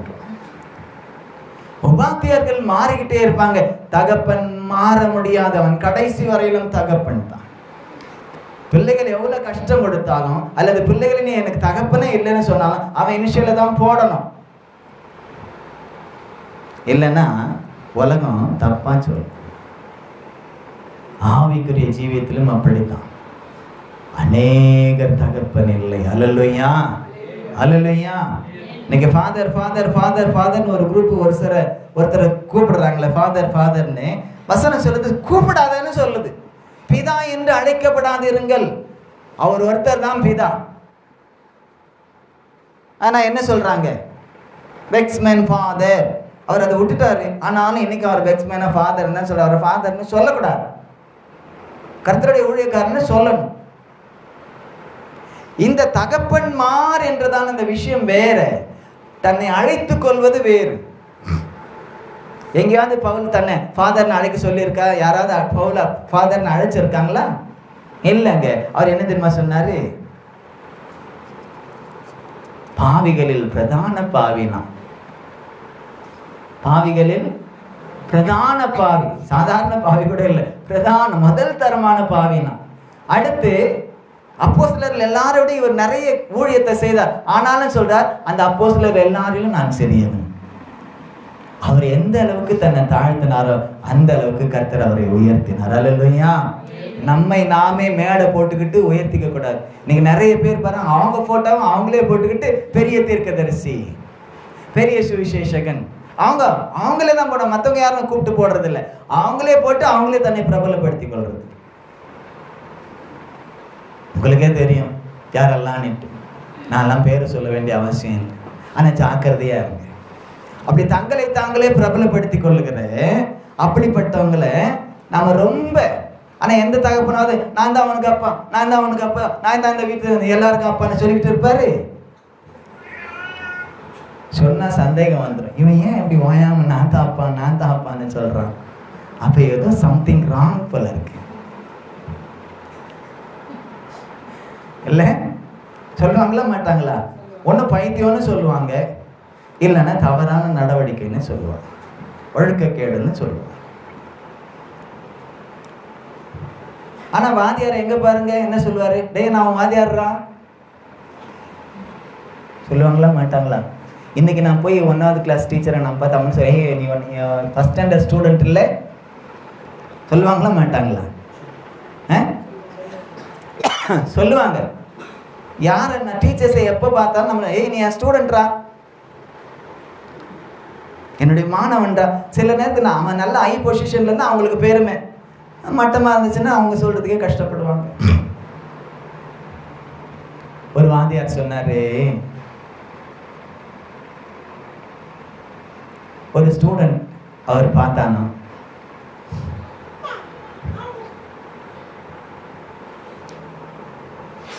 என்னடா பண்ற இப்போ அப்படின்னு கேட்டாரு.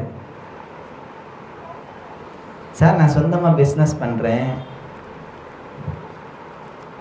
ஏண்டா அப்பயே ஒழுங்கா படிச்சிருந்தா நல்ல வேலையில போயிருக்கலாம்ல.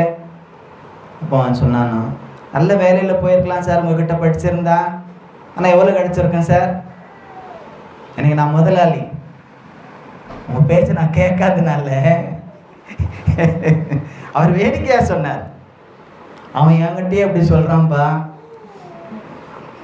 உங்ககிட்ட படிச்சிருந்தா நான் அப்போ பியூனா போயிருக்கணும், இல்லை ஏதோ ஒரு 50,000 இல்லை 60,000 வாங்குற ஒரு கம்பெனியில் போயிருக்கணும். இன்னைக்கு நான் லட்சமா நான் சம்பாதிக்கிறேன் பிஸ்னஸ்ல, உங்ககிட்ட நான் படிக்காத எனக்கு நல்லது தான் சார் அப்படின்னு நான் அவர் சொன்னதை தான் சொல்றேன். அவர் வேடிக்கையாய் சொன்னார். அப்போ இந்த ஆவிக்குரிய உலகத்தில், இந்த கிறிஸ்தவ உலகத்தில் இருக்கக்கூடிய வாதியார்களும் இப்படித்தான். ஆனால் ஒரு தகப்பன் எல்லா விதத்திலும் அவன் ஆக்டிவேட்டா இருப்பான். வசனம் சொல்லுது, வேதத்துல வசனம் சொல்லுது, உங்களுக்கு யார் உபதேசிக்கணும் தெரியுமா, யார் போதிக்கணும் தெரியுமா? பிள்ளைகளுக்கு கண்டவன் இல்லை, கண்டவர்கள் அல்ல. யார் போதிக்கணுமா?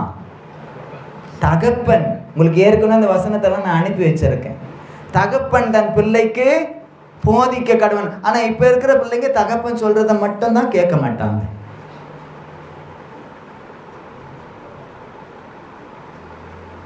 தாய் சொல்றதையும் கேட்கறது இல்லை, புருஷன் சொல்றதையும் கேட்கறது இல்லை, மனைவி சொல்றதையும் கேட்கறது இல்லை. ஒரு தீர்மானம் மாமியார் சொன்னாலும் கேட்க மாட்டாங்க, மருமக சொன்னாலும் கேட்க, ஒரு தீர்மானம் யார் சொன்னாலும் நாங்க கேட்க மாட்டோம். யார் தான் சொல்றது? அதுக்காகத்தான் அநேக போதகர்கள் இருக்காங்க. அவங்க சொல்றதெல்லாம் நல்லது இல்லவா? ஒருத்தன் பாடினான், மாசிலா உன்னை காதலே மாறுமோ அப்படின்னு. இந்த பழைய காலத்துல அது நான் நினைக்கிறேன் எம்ஜிஆரும் பானுமதியும் பாடின பாட்டுன்னு நினைக்கிறேன். பார்த்துருக்கீங்களா? இல்லை. அதை சபையில பாடிட்டு ஆதாம் ஐயாவால இப்படிதான் பாடி இருப்பாங்க, இவன் தான் போய் அங்க பார்த்து பயாஸ்கோப் எடுத்து காட்டின மாதிரி சொல்றான். அதுக்கப்புறம் இன்னொரு ஒரு பாட்டை இப்ப ரீசெண்டா பாடிட்டு வாக்குதத்த ஆராதனை இல்லை, இதுதான் வாக்குதத்தம். அந்த பாட்டில் வர வரியை சொல்லிட்டு இதுதான் வாக்குத்தத்தம்ன்றான். இவங்களெல்லாம் என்ன சொல்லலாம்? நிற்க வச்சு நடுத்தருவில் வெட்டணும்னு சொல்கிறேன். இவங்களெல்லாம் இப்படிப்பட்ட கல்ல உபதேசிங்க, அப்படிப்பட்டவங்களெல்லாம் கண்டிக்கிறதுக்கு எனக்கு பெரிய தலைகள் எல்லாம் போயிட்டாங்க. ஆவிக்குரிய உலகத்தில் இருந்த பெரிய தலைகள் எல்லாம் கர்த்தருக்குள்ளே போயிட்டாங்க.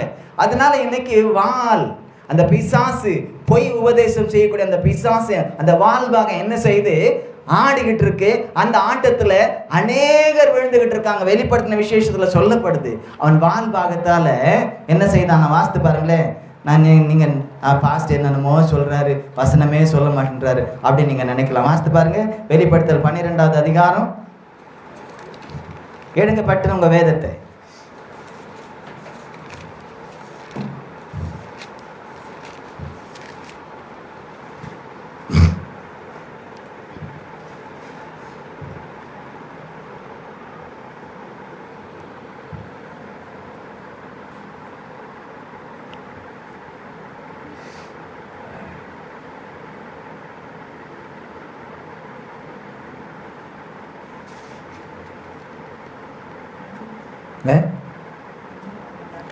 எப்படி 12 அது இல்லை. அவன் வால் பாகத்தாலே நட்சத்திரங்களை தள்ளினான்.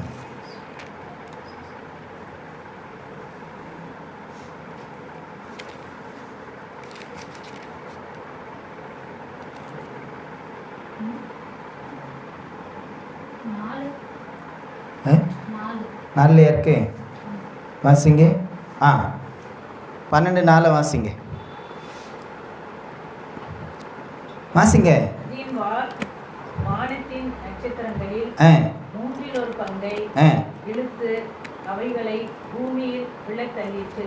நட்சத்திரங்களை போல, நட்சத்திரங்கள்னா நட்சத்திரங்களை போல மென்றவங்களை பூமியில் தள்ளிட்டுன்னு சொல்லப்படுது. இந்த நட்சத்திரம் யாருன்னு பார்க்கலாமா? இந்த நட்சத்திரம் யாருன்னு பார்க்கணும்னா தானியல் கிட்ட வாங்க. தானியல்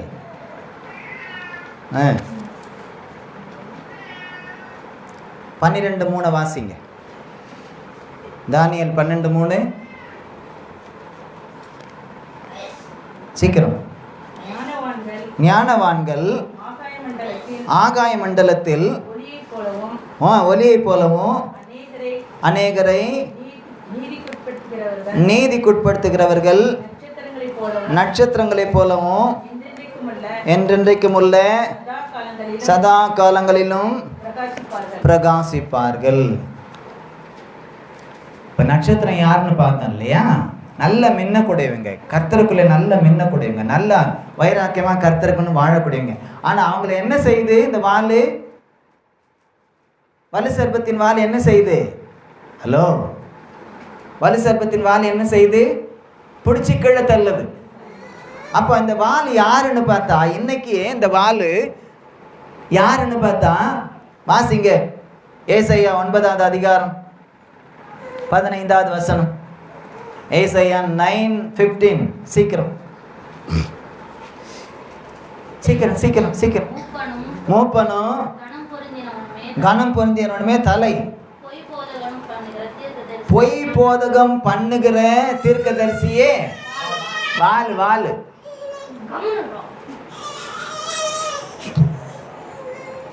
பொய் போதகம். அப்ப பாருங்க, அவர் ஏன் பவுல் ரொம்ப,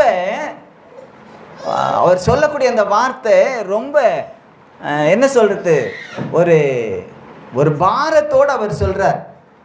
ஒரு பாரத்தோடு அவர் சொல்றார். காரணம் என்னன்னா, அவர் நிறைய விஷயத்தை அவர் பயந்தே இருக்கிறார். வசனங்களை பார்க்கும் பொழுது விசுவாசிகளை குறித்து அவர் பயப்படுறார். ஏன்னா வஞ்சித்திருமோ பிசாசு, வஞ்சித்திருமோ பிசாசு, வஞ்சித்திருமோ அப்படின்ட்டு அவர் ரொம்ப பயப்படுறார். சில வசனத்தில் அவர் சொல்லியே இருக்கிறார், உங்களை சத்ருவா ஏவாளை வஞ்சித்ததை போல உங்களை வஞ்சிக்குமோ என்று நான் பயந்திருக்கிறேன். அப்ப இந்த பொய் போதகம் பண்ணுகிற வால். அப்ப இப்படிப்பட்ட போதகர்கள் நமக்கு என்ன தேவை இல்லை. கிறிஸ்தவ உலகத்திலே தனியா நான் போதிக்கிறேன், நான் டீச்சரு, நான் அதாவது சபைக்குள்ள இல்லாம சில சுவிசேஷகர்கள் இருப்பாங்க. ஆவிக்குரிய சபையில் இல்லாம சுவிசேஷம் சொல்ல வரவங்க யாரையுமே நீங்க சுவிசேஷர்களை ஏற்றுக்கொள்ளாதீங்க. உங்களுக்கு மட்டும் இல்லை, இந்த வார்த்தை எங்கெல்லாம் கடந்து போதோ எல்லாருக்குமே நான் சொல்லக்கூடியது ஒண்ணுதான், ஆவியாரன் உணர்த்துகிறார். ஆவிக்குரிய சபையில இருந்து கிறிஸ்துவனுடைய ஆவியை பெற்றுக்கொள்ளாம, பரிசுத்த ஆவியை பெற்றுக்கொள்ளாம, மொழிகை ஞானம் பெறாம, சத்தியத்திற்கு சாட்சியாக இல்லாம தன்னிச்சையா செயல்படுகிற எந்த ஊழியனும், எந்த தீர்க்கதரிசியும், எந்த அப்போஸ்தலனும், எந்த சுவிசேஷகனையும், எந்த தீர்க்கதரிசியும், எந்த போதகனையும் நீங்கள் ஏற்றுக்கொள்ளாதீங்க. அவன் மூலமாய் வரக்கூடிய உபதேசங்களை ஏற்றுக்கொள்ளாதீங்க. அவங்க போடுற எந்த கான்செப்டையும் பார்க்காதீங்க. ஏன்னா இவைகள் எல்லாம் நம்மை விழத்தள்ள வைக்கக்கூடிய பிசாசினுடைய வலு சர்பத்தினுடைய வாளாய் இருந்து செயல்படக்கூடிய வஞ்சிக்கிற ஆவி. அல்லேலூயா. எப்படிப்பட்ட ஆவி? வஞ்சிக்கிற ஆவி. போதிக்கத்தான் செய்வாங்க, வசனத்தை தான் சொல்லுவாங்க, ஆனா அதுல கிறிஸ்து இருக்க மாட்டார், பரிசுத்த ஆவியானவர் இருக்க மாட்டார். அதுல கிறிஸ்துவனுடைய ஜீவன் இருக்காது, கிறிஸ்துவனுடைய வெளிச்சம் இருக்காது, கிறிஸ்துவனுடைய வெளிப்பாடு இருக்காது. இவங்க புதுசா ஒண்ணு சொல்லுவாங்க. ஒரே ஒரு பாட்டு விஷுவல் வீடியோ வருது, ஒவ்வொரு வரிக்கும் ஒவ்வொரு ட்ரெஸ் மாறுது, ஒவ்வொரு ஸ்ட்ரோக் மாறுது. அதுல விஜய் வராரு, கமல் வராரு, சூர்யா வராரு, ரஜினி வராரு, பழைய காலத்து சிவாஜி வராரு, எம்ஜிஆர் வராரு, சில நேரத்தில் நம்பியார் கூட வராரு.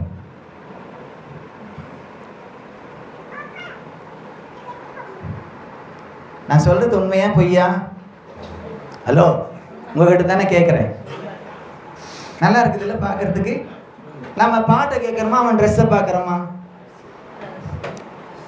அவங்க மாத்திரம் இல்லை, சகோதரிகள் கூட அப்படிதான் வர்றாங்க. நிமிஷத்துக்கு நிமிஷம் டான்ஸ் மாறுது, புடவை மாறுது, முக்காடு மாறுது. சில பேருக்கு முக்காடே கிடையாது,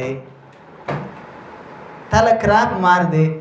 இந்த பாட்டில் ஒரு மாதிரி கிராப் இருக்கு, அடுத்த பாட்டில் வேற ஒரு மாதிரி கிராப் இருக்கு. கிராப்னா புரியுதா? ஆமாம், ஹேர் ஸ்டைலுங்க மாறுது. நாங்க உபவாசிக்கிறோம், எல்லாரும் உபவாசத்துல கலந்து கொள்ளுட்டு மேக்கப் ஷோ நடத்துறாங்க. நல்ல பியூட்டி பார்லர் போயிட்டு நல்லா மேக்கப் போட்டு வந்து முகத்தை பார்த்தா தெரியல. கர்த்தர் சொன்னாரு உபவாசிக்கும் போது எப்படி உபவாசிக்க சொன்னாரு? தலைக்கு எண்ணெய் வச்சு முகத்தை கழுவிட்டு வந்தா போதும். பியூட்டி பார்லருக்கு போயிட்டு ஃபேஸ் வாஷ் பண்ணிக்கிட்டு, அப்புறம் என்னெல்லாம் பண்றாங்க, ப்ளீச்சிங்லாம் பண்ணிக்கிட்டு, ஐப்ரோலாம் பண்ணிக்கிட்டு, ட்ரிம் பண்ணிக்கிட்டு, தாடி இப்படி பண்ணி அப்படி பண்ணி, குறுந்தாடி நெடுந்தாடி இல்லை என்னென்னமோ இப்போ வருது, கொஞ்சம் ஆட்டு தாடி, மொட்டை தலை, சொட்டை தலை, சிலது கூட தலை, சிலது சடனாயி, குடிமி வச்சுக்கிட்டு, ஆமா குடிமி தலை, கொண்ட தலை, நிறைய வருது. இதுல ஆம்பளை யாரு பொம்பளை யாருன்னு சில நேரத்துல தெரிய மாட்டேங்குது. சிலதை நான் பார்க்குறேன், செருப்பை காதுல தொங்க விட்டுக்கிட்டு இருக்கு. ஃபேஷன் பார்த்துருக்கீங்களா இல்லையான்னு எனக்கு தெரியல. இல்லைன்னா பெருசா வளையம் தொங்குது, அது இந்த இந்த இந்த ஷோல்டர் வரலையும் இருக்குது அந்த வளையம். ஒரு மாதிரி நான் ஒரு சகோதரி கிட்ட நான் கேட்டேன், இதெல்லாம் என்னன்னா நீ அவங்க என்ன வாடா போடான்னு சொல்லுவாங்க. அதனால அவங்க சொன்னேன், இதெல்லாம் நீ ஏன்டா பார்க்குற, அப்புறம் வேற எதை தான் பார்க்க சொல்றீங்க? அவங்க வீட்டுக்கு ஒரு சகோதரி வந்தாங்க, ஒரு பெரிய ஊழியக்காரனுடைய சகோதரி. அவங்க வந்தாங்க, அவங்கள பார்த்த உடனே நமக்கு தான் கண்ணில் சரியா படுதே எல்லாமே. முதுகுல அவ்வளோதான், ஒரே ஒரு இன்ச்சு தான் இருக்குது முதுகுல. பின்னால ஜாக்கெட்டுக்கு ஒரு ஊக்கு மாட்டுற அளவுக்கு ஒரே ஒரு இன்ச்சு தான் இருக்கு. கை வந்து முக்கா கை இருக்குது. நான் அவங்க கிட்ட கேட்டேன், முதுகுல வைக்க வேண்டிய துணியெல்லாம் கையில வச்சுட்டுக்கிறாங்க.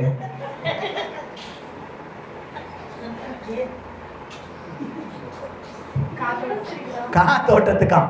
அதனாலதான் சில பேர் முக்காடே போடுறது இல்லை. நம்ம ஊர்ல முந்தானி சும்மா பறக்க விட்டுட்டு போனா அசிங்கமா சொல்லுவாங்களா மாட்டாங்களா? தமிழ்நாட்டில் இங்கெல்லாம் அப்படி இல்லை. இங்க பறக்க விட்டுன்னு தான் போறாங்க. நம்ம ஊர்ல முந்தானியை பறக்க விட்டுட்டு போனா அசிங்கமா சொல்லுவாங்க, தவறா சொல்லுவாங்க. கேட்டிருக்கீங்களா? கேட்டுட்டோம். நாங்க தமிழ்நாடு இல்லை, நாங்க மராட்டி தான்.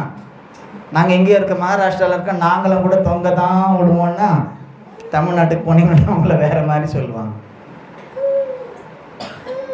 வசனம் சொல்லுது, உன் முக்காட்டின் நடுவில் உன் கன்னங்கள் வெடித்து.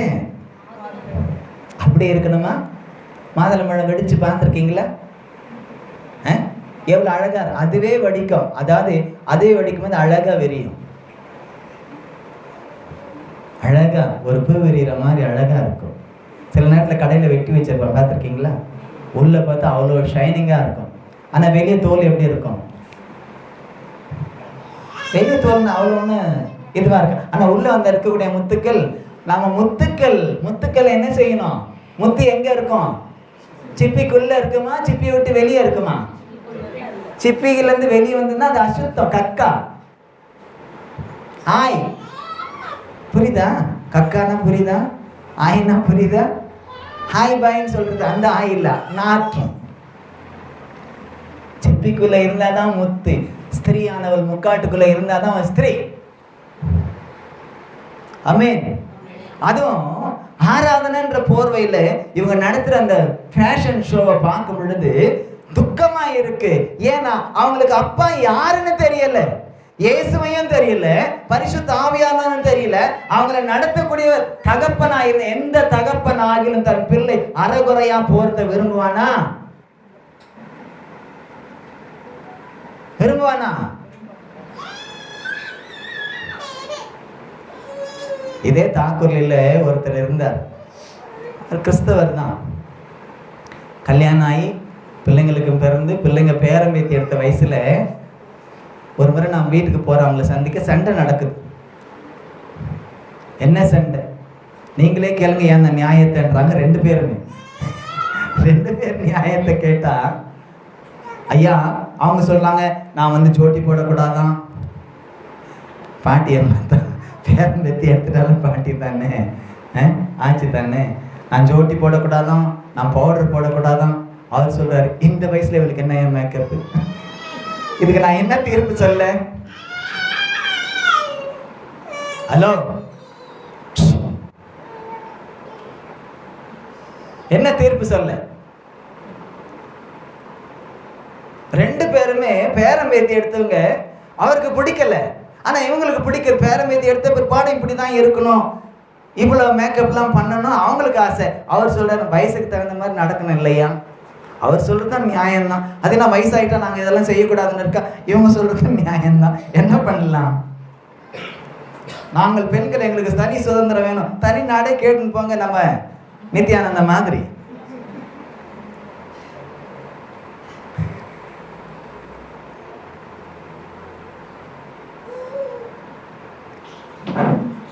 என்ன சொல்லலாம்?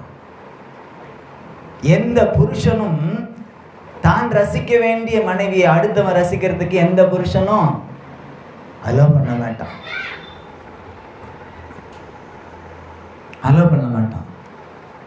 ஒரு காணொலியை பார்த்தேன். ஒரு ஃபங்க்ஷனுக்கு போறாங்க. ஒரு ஃபங்க்ஷனுக்கு கணவன் மனைவி, சின்ன வயசு தான், கவனிங்க, சின்ன வயசு தான் போறாங்க. அது ட்ரெஸ் பண்ணி இவன் நார்மலாக ட்ரெஸ் பண்ணிட்டு இருந்தான். புருஷன் எப்போவுமே அப்படித்தான், ரொம்ப அதெல்லாம் காட்ட மாட்டாங்க.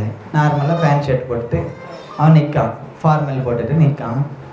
அந்த அம்மா வந்துச்சு, பார்த்தா ட்ரெஸ்ஸு வந்து ஒரு ஃபங்க்ஷன், ஒரு நல்ல ஃபங்க்ஷனுக்கு போகிற ட்ரெஸ்ஸாக தெரியல. ஷார்ட்ஸும் இந்த உள்ளே போடுற பாடி சட்டை மாதிரியும் அப்படி ஒரு ட்ரெஸ்ஸை போட்டு வந்து அது நிற்குது. அவன் சொல்கிறான், இது என்ன, எங்கம்மா போகிற? உன்ன நீ ட்ரெஸ்ஸே பண்ணலையா? நான் கேட்குறான், நீ என்ன நான் பண்ணிட்டு வந்து நிற்கிறது தெரியலையா? அவன் சொன்னான், இதுவா ட்ரெஸ்ஸு? ஊரில் இருக்கிறவங்கெல்லாம் வருவாங்க, அப்புறம் உன்னை பார்த்தாங்கன்னா என்னதான் என்ன செய்வாங்க, எடுத்து அடிப்பாங்க அப்படின்னு அவன் சொல்கிறான். அது சொல்லுது, எது என்னுடைய தனி மனித உரிமை, இதில் நீங்கள் தலையிடக்கூடாது, புருஷனை தலையிடக்கூடாது. மனைவி விஷயத்தில் புருஷனை கையை பிடிச்சி கொடுக்கும்போது என்ன அது எந்த சமயமாக இருந்தாலும் கையை பிடிச்சி கொடுக்கும்போது என்ன சொல்கிறாங்க, இனி எல்லாம் அவன் தான் உனக்கு, அவனுக்கு தான் நீ என்ன செய்யணும். அதுதான் இல்லையே. நாங்களும் சொல்லி சொல்லி பார்க்குறோம், கல்யாணத்துலேயும் ஆரம்பத்துலேயும் சொல்கிறோம், அதுக்கப்புறம் சொல்லிக்கிட்டே இருக்கோம். ஆனாலும் நாங்கள் இப்படித்தான் முட்டிட்டு மோடி நிற்குது. அவன் பார்த்தான், சரி அப்போது எனக்கு இந்த ட்ரெஸ்ஸுக்கு இந்த ட்ரெஸ்ஸு செட் ஆகாது, நான் போயிட்டு வேறு மாதிரி வரேன்ட்டு அவன் உள்ள போயிட்டு அவளுடைய நைட்டி எடுத்து போட்டுன்னு வந்துட்டான். போலாமா? இவன் பையன் மாதிரி ஷார்ட்ஸும் ஒரு பனியனையும் போட்டு வந்து போலான்றான். அவன் சொன்னான், சரி நீ பையனாவா, நான் பொண்ணா வரேன், போலாமா? நைட்டு ஐயோ இது என்ன, ஏய் இது இப்பதானே சொன்ன கொஞ்ச நேரத்துக்கு தனி மனித சுதந்திரம், என் சுதந்திரத்துல நீ தலையிடாது. என் சுதந்திரத்துல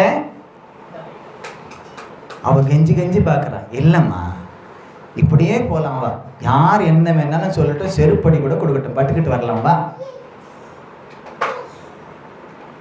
அதுக்கப்புறம் போயிட்டு நல்ல பிள்ளையா புடவையை கட்டிக்கிட்டு வந்துச்சு. மறுபடியும் போயிட்டு பேண்ட் ஷர்ட்டை போட்டு போறாங்க. இது ஏன் சொல்றேன்னா, இன்றைய உலகம், அதுவும் கிறிஸ்தவ உலகம் இன்னைக்கு ரொம்ப மோசமா போய்கிட்டு இருக்கு. இதை கேட்டா கேட்கிறவங்களை தப்பா நினைக்கிறாங்க. ஏன்னா தகப்பனுக்கு தான் வழி தெரியும் பிள்ளைகளை குறித்து. அடுத்தவங்க தவறான கண்ணோட்டத்தோட பிள்ளைய பார்க்கும் பொழுது தகப்பனுக்கு உடனே புரியும் என்ன மோட்டிவ்ல பாக்குறாங்கன்னுட்டு. தகப்பனுக்கும் தெரியும், புருஷனுக்கும் தெரியும். உடனே சொல்லுவாங்க, பாம்பு அறியும் பாம்பின் கால். உண்மைதான், உண்மையாவே இருக்கட்டுமே. தன் பிள்ளையையும் தன் மனைவியும் காக்கணும்னு நினைக்கிறது தப்பா? அதுக்கு அவன் கொடுக்கக்கூடிய ஆலோசனை கேட்கணுன்றது சரியா தவறா? அப்போ உலக பிரகாரமா இருந்தாலும் சரி, ஆவிக்குரிய ஜீவியத்திலும் சரி, ஆவிக்குரிய ஜீவியத்துல ஒரு படி மேல போயிட்டு அவர் சொல்றார், நான் உங்களை கிறிஸ்துவுக்குள்ள பெற்று இருக்கிறேன். எப்படி பெற்று இருக்கிறேன்? கிறிஸ்து இயேசுவுக்குள் அவருடைய வார்த்தையினாலே, அவருடைய சுவிசேஷத்தினாலே, அவருடைய ஜீவனுள்ள வார்த்தையினாலே, ஜீவனுடைய வித்தினாலே உங்களை நான் பெற்றிருக்கேன். நீங்க அவரைத்தான் வெளிப்படுத்தணும். ஆமென், அல்லேலூயா. இல்லம்மா எங்க டீச்சர் இப்படி இருக்காங்க, எங்க டீச்சரை மாதிரினா, எங்க வாத்தியார் இப்படி, எங்க வாத்தியார் மாதிரி இப்படினா அப்படின்னு நம்ம சொல்லுவோமா? ஏத்துக்குவாங்களா வீட்டில்? ஸ்கூல் விஷயம் ஸ்கூலோட, காலேஜ் விஷயம் காலேஜோட, வீட்டுக்குன்னு ஒரு டிசிப்ளின் இருக்கு. ஆமென், அல்லேலூயா, அல்லேலூயா. இந்த கொரோனா வந்த பீரியட்ல நிறைய பேர் வெளியே போயிட்டு உள்ள வந்தாங்க. உள்ள வரும்போது வீட்டில் என்னெல்லாம் பண்ணோம்? சில பேர் அதை கண்டுக்கல. எங்களுக்கு எதிர் வீட்டில் இன்னைக்கும் கொரோனா வந்ததுக்கு, கொரோனா கூட இல்லை, இப்போ கூட வெளியே வந்தால் வெளியவே கையெல்லாம் கழுவிட்டு காலெல்லாம் கழுவிட்டு இன்னும் கூட சானிடைசர்லாம் போட்டு இன்னும் கூட அவங்க சுடு தண்ணியெல்லாம் வச்சு டெய்லி ஊற்றிக்கிட்டு தான் இருக்காங்க. அவ்வளோ பயம். நல்லது தான், சுத்தமாக இருக்கணும்னு தான். ஆனால் பயத்தில் சுத்தமாக இருக்கக்கூடாது, மனசார சுத்தமாக இருக்கும். தேவன் அதை தான் விரும்புகிறார். நான் பரிசுத்தர். யாருக்குள்ள நம்ம பிறந்தோமோ அவர் யாரா? பரிசுத்தர். ஏசு எங்கேயாவது அரகுற ட்ரெஸ்ல நீங்க காட்டுற பிக்சர்ல கூட பார்த்துருக்கீங்களா? அவருடைய வாழ்க்கை வரலாறு சித்தரிக்கிற அந்த ட்ரெஸ்ல பார்த்துருக்கீங்களா? அவர் அப்படி இல்லை. ஆனா சில இடத்துக்குள்ள சிலுவையில் அவரை வெறும் கோமணத்தோட கொஞ்சம் வச்சு அப்படி காட்டுறாங்க. அது சிலுவையில் இருக்கும்போது அப்படி அவரா உரியல ட்ரெஸ் அப்படி உறிஞ்சாங்க. அவன் ஒரு முறை தான் உறிஞ்சான், இவங்க உறிஞ்சி வச்சுட்டு இன்னமும் காட்டிக்கிட்டே இருக்காங்க. அன்னைக்கு ரோம சேவகர்கள் அவரை ஒரு முறை தான் நிர்வாணப்படுத்தினாங்க. ஆனா இன்னைக்கு அதே நிர்வாண கோலத்துல நான் ஆராதிக்கிறேன்னு சொல்ல அவர் அப்படியா இருக்காரு? மகிமை அடைந்தவராய் இன்றைக்கு அவர் பரலோகத்திலே இருக்கிறார், மகிமை அடைந்த இயேசுவா. ஆனா பிசாசு எப்படியெல்லாம் பண்ணி வச்சிருக்கான், அவர் எப்படி அவமானப்படுத்தணும் அதே அவமானத்தோடவே இன்னைக்கு அவரை பார்த்துக்கிட்டே இருங்கன்னு வச்சிருக்கான். இது தெரியாம புத்தி கட்ட ஜனங்க அதுதான் தெய்வம்னுட்டு அது பின்னால ஓடிக்கிட்டு இருக்கு. அது தெய்வமே இல்லை, பிசாசினுடைய தந்திரம். அந்த சிலைகள் அது சிலுவையாய் இருந்தாலும், சிலுவையில தொங்கப்படுவதை போல இருக்கப்பட்ட வலிமைப்பட்ட அந்த உருவமாய் இருந்தாலும், அது கட்டையில இருந்தாலும், மட்டையில இருந்தாலும், பொண்ணுல இருந்தாலும், வெள்ளியில இருந்தாலும், மண்ணுல இருந்தாலும், வேற எந்த விதத்துல இருந்தாலும் அது பிசாசின் கிரியை, தேவனுடைய கிரியை அல்ல.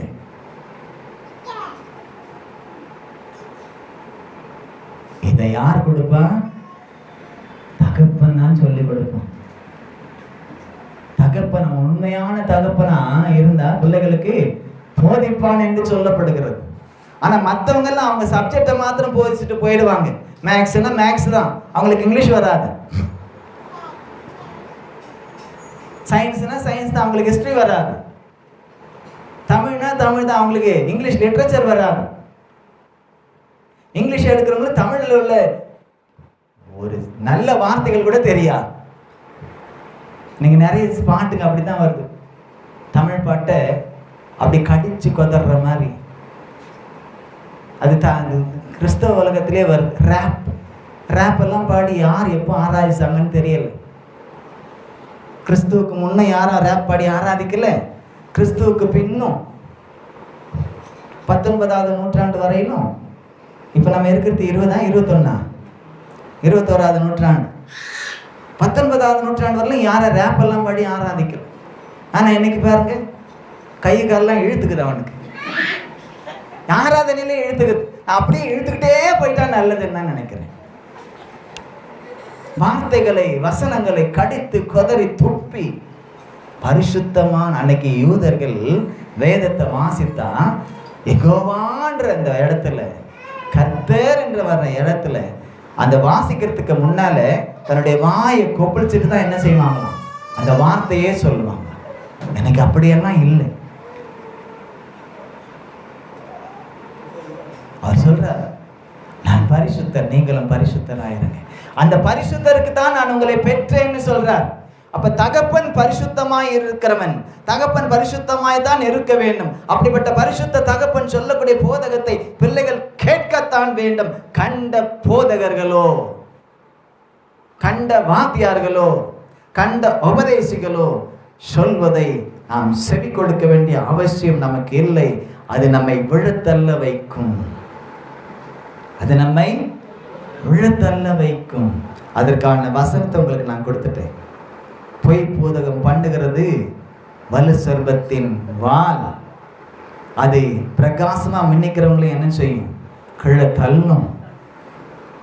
அவங்க பிரகாசமா மின்றவங்க யாரு, அநேகரை நீதி கொடுத்துறவங்க யாரு, அவங்க பவுலை போன்றவர்களே தள்ளிடுமா. அநேகரை நீதி கொடுத்தோம்னா ஆத்துமாக்களை ஆதாயம் செய்கிறவர்கள், ஆத்துமாக்களை கிறிஸ்துவுக்களை நடத்துகிறவர்கள், ஆத்துமாக்களை கிறிஸ்துவுக்களை பெற்றெடுக்கிறவர்கள். இதை நாம செய்யணும். ஒவ்வொரு விசுவாசியும் அதை செய்யணும். நாம பெற்றெடுக்கணும்.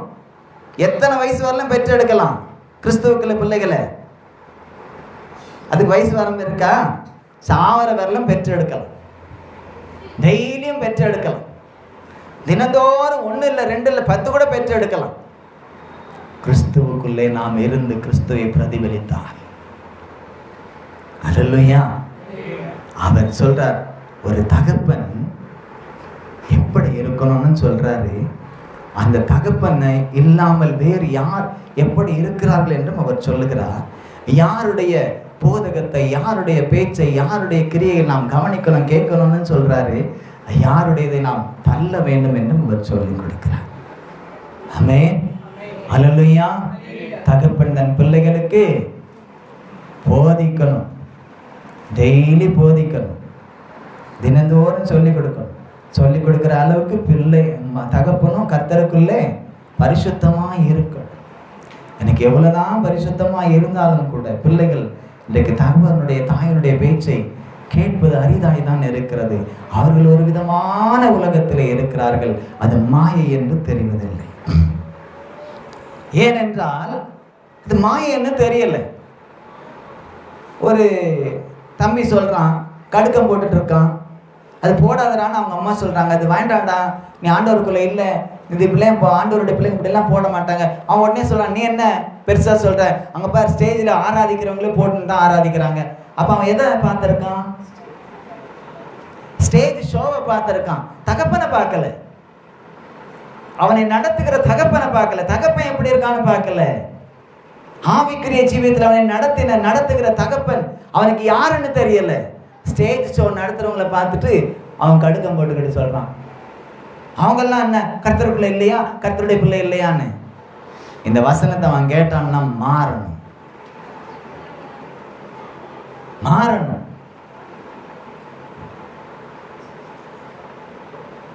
தன்னுடைய பயோடேட்டால ஜொல் இல்லாத பொண்ணு வேணும்னு கேட்கறான்.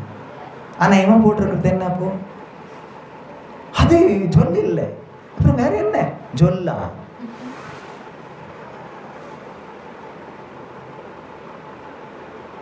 திருப்பி அவங்க கேட்ட என்ன ஆகும்? அப்போ நம்முடைய நடக்கையை சீர்தூக்கி பார்த்து தேவனுடைய நாமத்தை மகிமைப்படுத்தணும்னு தான் இன்றைக்கு ஆவியானவர் நமக்கு சொல்லிக் கொடுக்கிறார். உங்களுக்கு உபாத்தியர்கள் அநேகர் இருக்கலாம், ஆனால் அது வாழ்க்கைக்கு நடைமுறை வாழ்க்கை. இப்போ நம்ம படித்து நிறைய பேர் வேலை செய்கிறாங்களே, படித்ததுக்கு அவங்க வேலைக்கு சம்மந்தம் இருக்கான்னு பார்த்தா இருக்கவே இருக்காது. இருக்கு. நீங்கள் என்ன படிச்சீங்க? +2. என்ன குரூப் எடுத்தீங்க? கம்ப்யூட்டர். இன்னைக்கு கம்ப்யூட்டரில் வேலை செய்கிறீங்க, சமையல் கட்டில் தான் வேலை செஞ்சுட்டு இல்லை. ஒரு பிள்ளை வந்தான், ஊழியத்தில் இருக்கான், ஊழியத்துக்கு ஒப்பு கொடுத்துட்டு வந்துட்டான். வாலிப பையன். இந்த போன வாரத்தில் தான் அவங்க கூட நான் அவனுடைய சாட்சியை நான் கேட்டான். என்னப்பா எப்படி நீ ஆண்டவருக்குள்ள? அவன் சொன்னான், அவன் கம்ப்யூட்டர் சயின்ஸ் முடிச்சிருக்கான். நான் வேலை செஞ்சுக்கிட்டே தான் ஊழியம் செய்யலான்னு இருந்தேன், ஆனால் கர்த்தர் என்னை விடலை. ஒப்பு கொடுக்குறவரையும் எனக்கு பலவிதமான பிரச்சனை, வியாதி வந்துக்கிட்டே இருந்துச்சு. டாக்டர்கிட்ட போனால் ஒன்றும் இல்லை வேறு, ஆனால் வியாதி இருக்கு எனக்கு. டாக்டர்கிட்ட போனால் ஒன்றும் இல்லை வேறு, ஆனால் நான் பலவீனமாக இருக்கேன். இப்படியே இருந்துச்சு. நான் ஒப்பு கொடுக்குறவரெல்லாம் இப்படி இந்த பலவீனம் இருந்துச்சு. எனக்கு நான் முழுமையாக ஒப்பு கொடுத்துட்டுனா ஊழியத்துக்கு வந்தேன்னா அதோட அந்த பலவீனம் எல்லாம் போச்சு. ஆமே. வாலிப பையன் தான், 20 வயசு தான் இருக்கும், அவ்வளோதான். பாருங்க, கர்த்தர் முன்குறிச்சிட்டா விட மாட்டார் யாரையும். எனக்கு கூட நிறைய ஆசைலாம் இருந்துச்சு. பிகாம் முடிச்சுட்டு பிகாம் படித்தேன், என்ன பிரயோஜனம்? பிகாம் முடிச்சுட்டு பேங்க்கில் போயிட்டு மேனேஜராக உட்காரணுன்னு தான் நினச்சேன். வச்சிருக்காரு இங்கே மேனேஜராக, இங்கே மெம்பராக வச்சிருக்காரு. போலீஸ் ஆகணும்னு நினச்சேன், தட்டிட்டார் ஒரு தட்டு, வளராது, அப்படியே இரு. நான் நினப்பு, என் நினப்பு தான். சில பேர் சொல்லுவாங்க நினப்பு குழப்ப கிடக்கும்னு, கெடுத்து போச்சு. ஏன்னா அவருடைய நினைவுகள் வேற. டாக்டர் ஆகணும்னு கூட படித்தேங்க, ரெஜிஸ்டர்ட் மெடிக்கல் ப்ராக்டிஷனருக்கு படித்தேன், அதையும் தட்டிட்டார். அதனால ஓரளவுக்கு நாலேஜ் உண்டு, அதையும் தட்டிட்டார். வேலை செஞ்ச கம்பெனியில் குறித்த நேரம் வந்துச்சு, அந்த கம்பெனியை மூடிட்டார், என்னை வெளியே கொண்டு வந்துட்டார். இன்னைக்கு வரல, அந்த கம்பெனி திறக்கலை. அது என்னால் மூடப்பட்ட கம்பெனி. அது யாருக்கு தெரியும்? கர்த்தருக்கு, எனக்கு என்ன தெரியும். ஏன்னா இங்க வந்துட்டு நான் மறுபடியும் ரிட்டர்ன் பண்ண மூடிட்டான். இன்னைக்கு வரலும் திறக்கல. எவ்வளோ போராட்டங்கள், எவ்வளோ தருணாக்கள், எவ்வளோ நான் நடந்தது. கேஸ் எல்லாம் கூட நடந்துச்சு, ஒன்றும் பிரயோஜனம் இல்லாமல் போச்சு. எங்கேயும் வேலைக்கு தான், ஏர்போர்ட்டில் வேலைன்னு தான் அத்தான் கூப்பிட்டாங்கன்னு, கடைசியில் பார்த்தா அவரே ஸ்டாப் பண்ணிட்டார். இந்த வேலையிலையும் மச்சான் செய்ய மாட்டாருன்ட்டு முடிஞ்சு போச்சா, கூப்பிட்டவரே நிறுத்திட்டார், ஸ்டாப். அதுக்கப்புறம் தான் அவர் சமூகத்தில் உட்காந்து, எதுக்கு தான்பா எப்படி அலக்கழிக்கிறீங்க? 7 days ஃபாஸ்டிங் போட்டு 7வது நாள் தான் சொன்னார், இதுக்கு தான் அப்படின்னு தரிசனத்தை காட்டி ஒப்பு கொடுத்துட்டு முடிஞ்சு போச்சு. நடத்திக்கிட்டு இருக்கிறார். ஒப்பு கொடுத்த உடனே எதுக்கு, முதல்ல எனக்கு எதை மேலாம் ஆசை இருந்துச்சு அது எல்லாத்துலேயும் கையை வச்சார். முதல்ல என் மீசையில் தான் பிளேடை வச்சார். ஏன்னா மீசை இல்லாதெல்லாம் ஆம்பளை இல்லைன்னு நான் சொன்ன ஆளு என்னை இன்னைக்கு அப்படிதான் வச்சிருக்காரு. ஒரு முறை என் தம்பி, நடு தம்பியை, நான் பெரிய தம்பி கிட்ட, அவன் ஒரு முறை இப்படி ஃபுல்லாக எடுத்துட்டு இருந்தான். என்னடா அவங்க மாமியார் இறந்துட்டாங்களா அப்படின்னு கேட்டேன் விளையாட்டுக்கு. நான் இப்படி இல்லாமல் போய் அவன் முன்னால நின்று, என்னப்பா அவன் மாமியார் இறந்துட்டாரா அப்படின்னு அவன் திருப்பி கேட்டான். ஓஹோ, நம்மளது மறுபடியும் நம்ம கிட்ட ரிட்டர்ன் வருது, வேற வழியில் நம்ம கேட்டுக்க தான் வேணும். இனிமே எல்லாத்தையும் நாம கேட்டுக்க தான் வேணும். ஆனாலும் அவர் என்ன சொல்லுகிறார் அதை நாம் செய்யும் பொழுது அதில் அவருடைய மகிமை விளங்குகிறது. ஆமென், அல்லேலூயா. அதில் அவருடைய கிரியைகள் வெளிப்படுகிறது. ஆமென். அதில் அவருடைய சாட்சிகள் தெளிவடைகிறது. ஆமென். அதில் அவருடைய நாமம் மகிமைப்படுகிறது. அல்லேலூயா. அதனால நாம் அவரைத்தான் நோக்கி பார்க்கணும். அவரை நோக்கி பார்க்கும் பொழுது நம்மை நடத்துகிறவர்கள் யாருன்னு பார்க்கணும். யார் மூலமா நம்மளை நடத்துறார்? கண்டவங்க மூலமா நம்முடைய பிள்ளைகளை நடத்துவதற்கு நம்ம பிள்ளைகளை ஒப்பு கொடுக்க, சொந்தக்காரங்களே இருந்தா கூட நம்ம ஒப்பு கொடுப்போமா? ஒப்பு கொடுக்க மாட்டோம். கண்ட இடத்துக்கு பிள்ளைங்க போனால் என்ன சொல்லணும்? போகாத போகாத. எங்கள் சித்தி வீட்டுக்கு போக எனக்கு ரொம்ப பிடிக்கும். என் சித்தியினுடைய சமையல் எனக்கு ரொம்ப பிடிக்கும். சில நேரத்தில் சாப்பிடணுன்னே போவேன். எங்கள் அப்பாவுக்கு தெரிஞ்ச அடி உரிச்சு எடுத்துருவார், தோலை உரிச்சு எடுத்துருவார். சாப்பிட்ற நேரத்துக்கு யார் சொந்த சொந்த சொந்த தம்பி தான், யாராக இருந்தாலும் சாப்பிட்ற நேரத்துக்கு யார் வீட்டுக்கும் போகக்கூடாது. இங்கே என்ன இருக்குதோ கஞ்சோ கூட, அப்படி ஒரு நாள் இருந்ததில்லை. ஆனால் அவர் சொல்கிறது, இங்கே என்ன இருக்குது கஞ்சோ கூட அதை தான் சாப்பிடணும். சித்தப்பா வீட்டுக்கு போனேன், பெரியப்பா வீட்டுக்கு போனேன், மாமா வீட்டுக்கு போனேன், மச்சான் வீட்டுக்கு போனேன், சாப்பிட்ற நேரத்துக்கு யார் வீட்டுக்கும் போகக்கூடாது. ஆனால் நான் கொஞ்சம் திருட்டுத்தனம் பண்ணிட்டு எங்கள் சித்தி வீட்டுக்கு போயிடுவேன். எங்கள் சித்தி சமையல் எனக்கு பிடிக்கும். இதை ஏன் சொல்ல வரேன்னா, தகப்பன் அவருக்கு தெரியும் எதை எப்படி செய்யணும். ஏன்னா சில பேர் என்ன சொல்லுவாங்க, கரெக்டாக சாப்பிட்ற நேரத்துக்கு வந்து, எங்கள் சித்தி ஒரு நாள் அப்படி சொன்னதில்லை, எங்கள் சித்தப்பாவும் அப்படி சொன்னதில்லை. இன்னைக்கு வரல, இப்போ கூட போனால் சாப்பிட்லேன்னு தான் வருத்தப்படுவாங்க. என்னால் சாப்பிட முடியறதில்லை. ஏன்னா டயட்டில் இருக்கிறதுனால சில காரியங்கள் நம்மளால் எண்ணெய் இதெல்லாம் மாறுறதுனால சாப்பிட்றதில்ல பெரும்பாலும். இப்போ கூட போனால் அவங்க தான் அவ்வளோதான், கேட்க கூட மாட்டேன்றாங்க. இப்போ நீ தான் சாப்பிடவே மாட்டேன்ற, வருத்தப்பட தம்பிங்க கூட வருத்தப்படுறாங்க, நீ தான் சாப்பிடவே மாட்டேன்ற. என் ப்ராப்ளம் அப்படி இருக்கு. ஆனால் எனக்கு பிடிக்கும். ஆனால் தகப்பனுடைய உபதேசம் என்பது வேறு, தகப்பனுடைய ஆலோசனை என்பது வேறு. ஏன்னா சில பேர் இருக்காங்க சொல்லிடுவாங்க, ஒரு சாயா கொடுத்தா கூட நான் வந்தேன் சாயா கொடுத்தேன் அப்படின்னு சொல்லிடுவாங்க. இருக்கிறாங்களா இல்லையா அப்படிப்பட்டவங்க? தண்ணி கொடுத்தா கூட ஆமாம் தண்ணி குடிக்கிறதுக்கு நீங்கள் தான் வந்தாங்க அப்படின்னு சொல்லுவாங்க. நான் பார்த்துருக்கேன். தண்ணி கொடுத்துட்டு கூட சொல்லி காட்டுறவங்க இருக்காங்க. அதனால தகப்பன் எதை சொன்னாலும் பிள்ளைகளுடைய நன்மைக்காகத்தான். அதே போல ஆவிக்குரிய ஜீவியத்தில், ஆவிக்குரிய உலகத்தில், கிறிஸ்தவ உலகத்தில், கிறிஸ்துவனுடைய நாமத்தை மகிமைப்படுத்தக்கூடிய உலகத்தில் அவங்களுக்கென்று கர்த்தர் வைத்திருக்கிறதான அந்த தகப்பன் யார் என்பதை முதல்ல நீங்க கண்டுபிடிச்சுக்கங்க. உங்களுக்கு உபாத்தியார்கள் நிறைய பேர் இருக்கலாம், போதகர்கள் இந்த உலகத்துல நிறைய பேர் இருக்கலாம். ஆனால் தகப்பன் ஒருவர் தான். அந்த ஒரு தகப்பனுடைய உபதேசத்தில், அந்த ஒரு தகப்பனுடைய ஆலோசனையில கர்த்தர் என்ன சொல்லுகிறாரோ அதிலே நீங்கள் வளர வேண்டும். அப்படி வளர்ந்தால்தான் அது நமக்கு ஆசீர்வாதம் என்று வேத வசனம் சொல்லுகிறது. வாசித்து பாருங்களேன். எபிரேயர் கடைசியா ஒரு வசனத்தை நம்ம வாசித்து முடிக்கலாம். எபிரேயர் 13:17 வாசிங்க. Hebrew 13:17. Hebrew 13:17 வாசிங்க. உங்களை நடத்துகிறவர்கள் உங்கள் ஆத்துமாக்களுக்காக உத்தரவாதம் பண்ணுகிறவர்களாய் விழித்திருக்கிறவர்களானபடியால் அவர்கள் துக்கத்தோடே அல்ல சந்தோஷத்தோடே அதை செய்யும்படி அவர்களுக்கு கீழ்ப்படிந்து அடங்குங்கள். அவர்கள் துக்கத்தோடே அப்படி செய்தால் அது உங்களுக்கு பிரயோஜனமாய் இருக்க மாட்டாதே. நடத்துறது யாரு? ஒரு சுவிசேஷம் வந்து நடத்த முடியுமா? வெளியில இருக்க ஒரு சுவிசேஷம் வந்து நடத்த முடியுமா? ஆத்மாவுக்கு உத்தரவாதம் பண்ண முடியுமா? ஒரு சுவிசேஷம் செய்ய முடியுமா? நிறைய பிரபலமான சுவிசேஷர்கள்லாம் இருக்காங்களே, அவங்க ஆத்துமாக்களுக்கு உத்தரவாதம் கொடுக்க முடியுமா? சபையில் உள்ள ஆத்துமாக்களுக்கு அவங்க வேலை சொல்லிட்டு போயிட்டே இருப்பாங்க, சம்பளம் வாங்கிட்டு கூலியை வாங்கிட்டு போயிட்டே இருப்பாங்க. இல்லைன்னா சில பேர் இருக்காங்க ஸ்டேஜ் ஷோ பண்ணிட்டு போயிட்டே இருப்பாங்க. சித்தப்பா வர்றார் வீட்டுக்கு, மாமா வர்றார், ஸ்வீட் வாங்கிட்டு வருவார், சந்தோஷமா தான் இருக்கும், ஸ்வீட்டை கொடுத்துட்டு போயிடுவார். அதுக்கப்புறம் 3 வேளை போடுறது யாரு? அப்பா தானே, தகப்பன் தானே. ஸ்வீட் கொடுக்குற மாமா ஸ்வீட் கொடு, அல்வா கூட சில நேரத்தில் கொடுப்பாங்க. சில மாமாக்கள் வஞ்சிப்பார்கள். அல்வா கொடுக்கறதுனா வஞ்சிக்கிறது இல்லையா? வஞ்சிப்பார்கள். லாபான மாதிரி யாக்கோபை வஞ்சித்தது. ஆனா கர்த்தர் வஞ்சிக்கல. லாபானதெல்லாம் எடுத்து தூக்கி கையில் கொடுத்து அனுப்பிட்டார். போ, பின்னாலே வரட்டிட்டு வந்தான். மறுபடியும் அல்வா கொடுக்கலான்னு கர்த்தர் சொல்லிட்டா, வாய்க்கு அல்வா கொடுத்துருவோம் ஜாக்கிரதை நீட்ட. அதனால வாயை கையை மூடிட்டு திரும்பி போயிட்டார். என்ன வேணாலும் என்னால செய்ய முடியும். ஆனா என்ன ஆனா, ராத்திரி கர்த்தர் சொன்னாரு, என் மகனோட நன்மையை தவிர தூய்மையானது ஒன்றும் என்ன செய்யக்கூடாது, பேசக்கூடாதுன்னு சொல்லிட்டாரு. அதனால நம்ம ஆளை சுருட்டிக்கிட்டு போறோம்.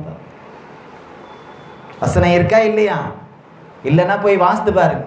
அப்போ உங்களை நடத்துகிறவர்கள் இந்த வெளியிலெல்லாம் ஸ்டேஜ் காட்டுறாங்க, அவங்க இல்லை.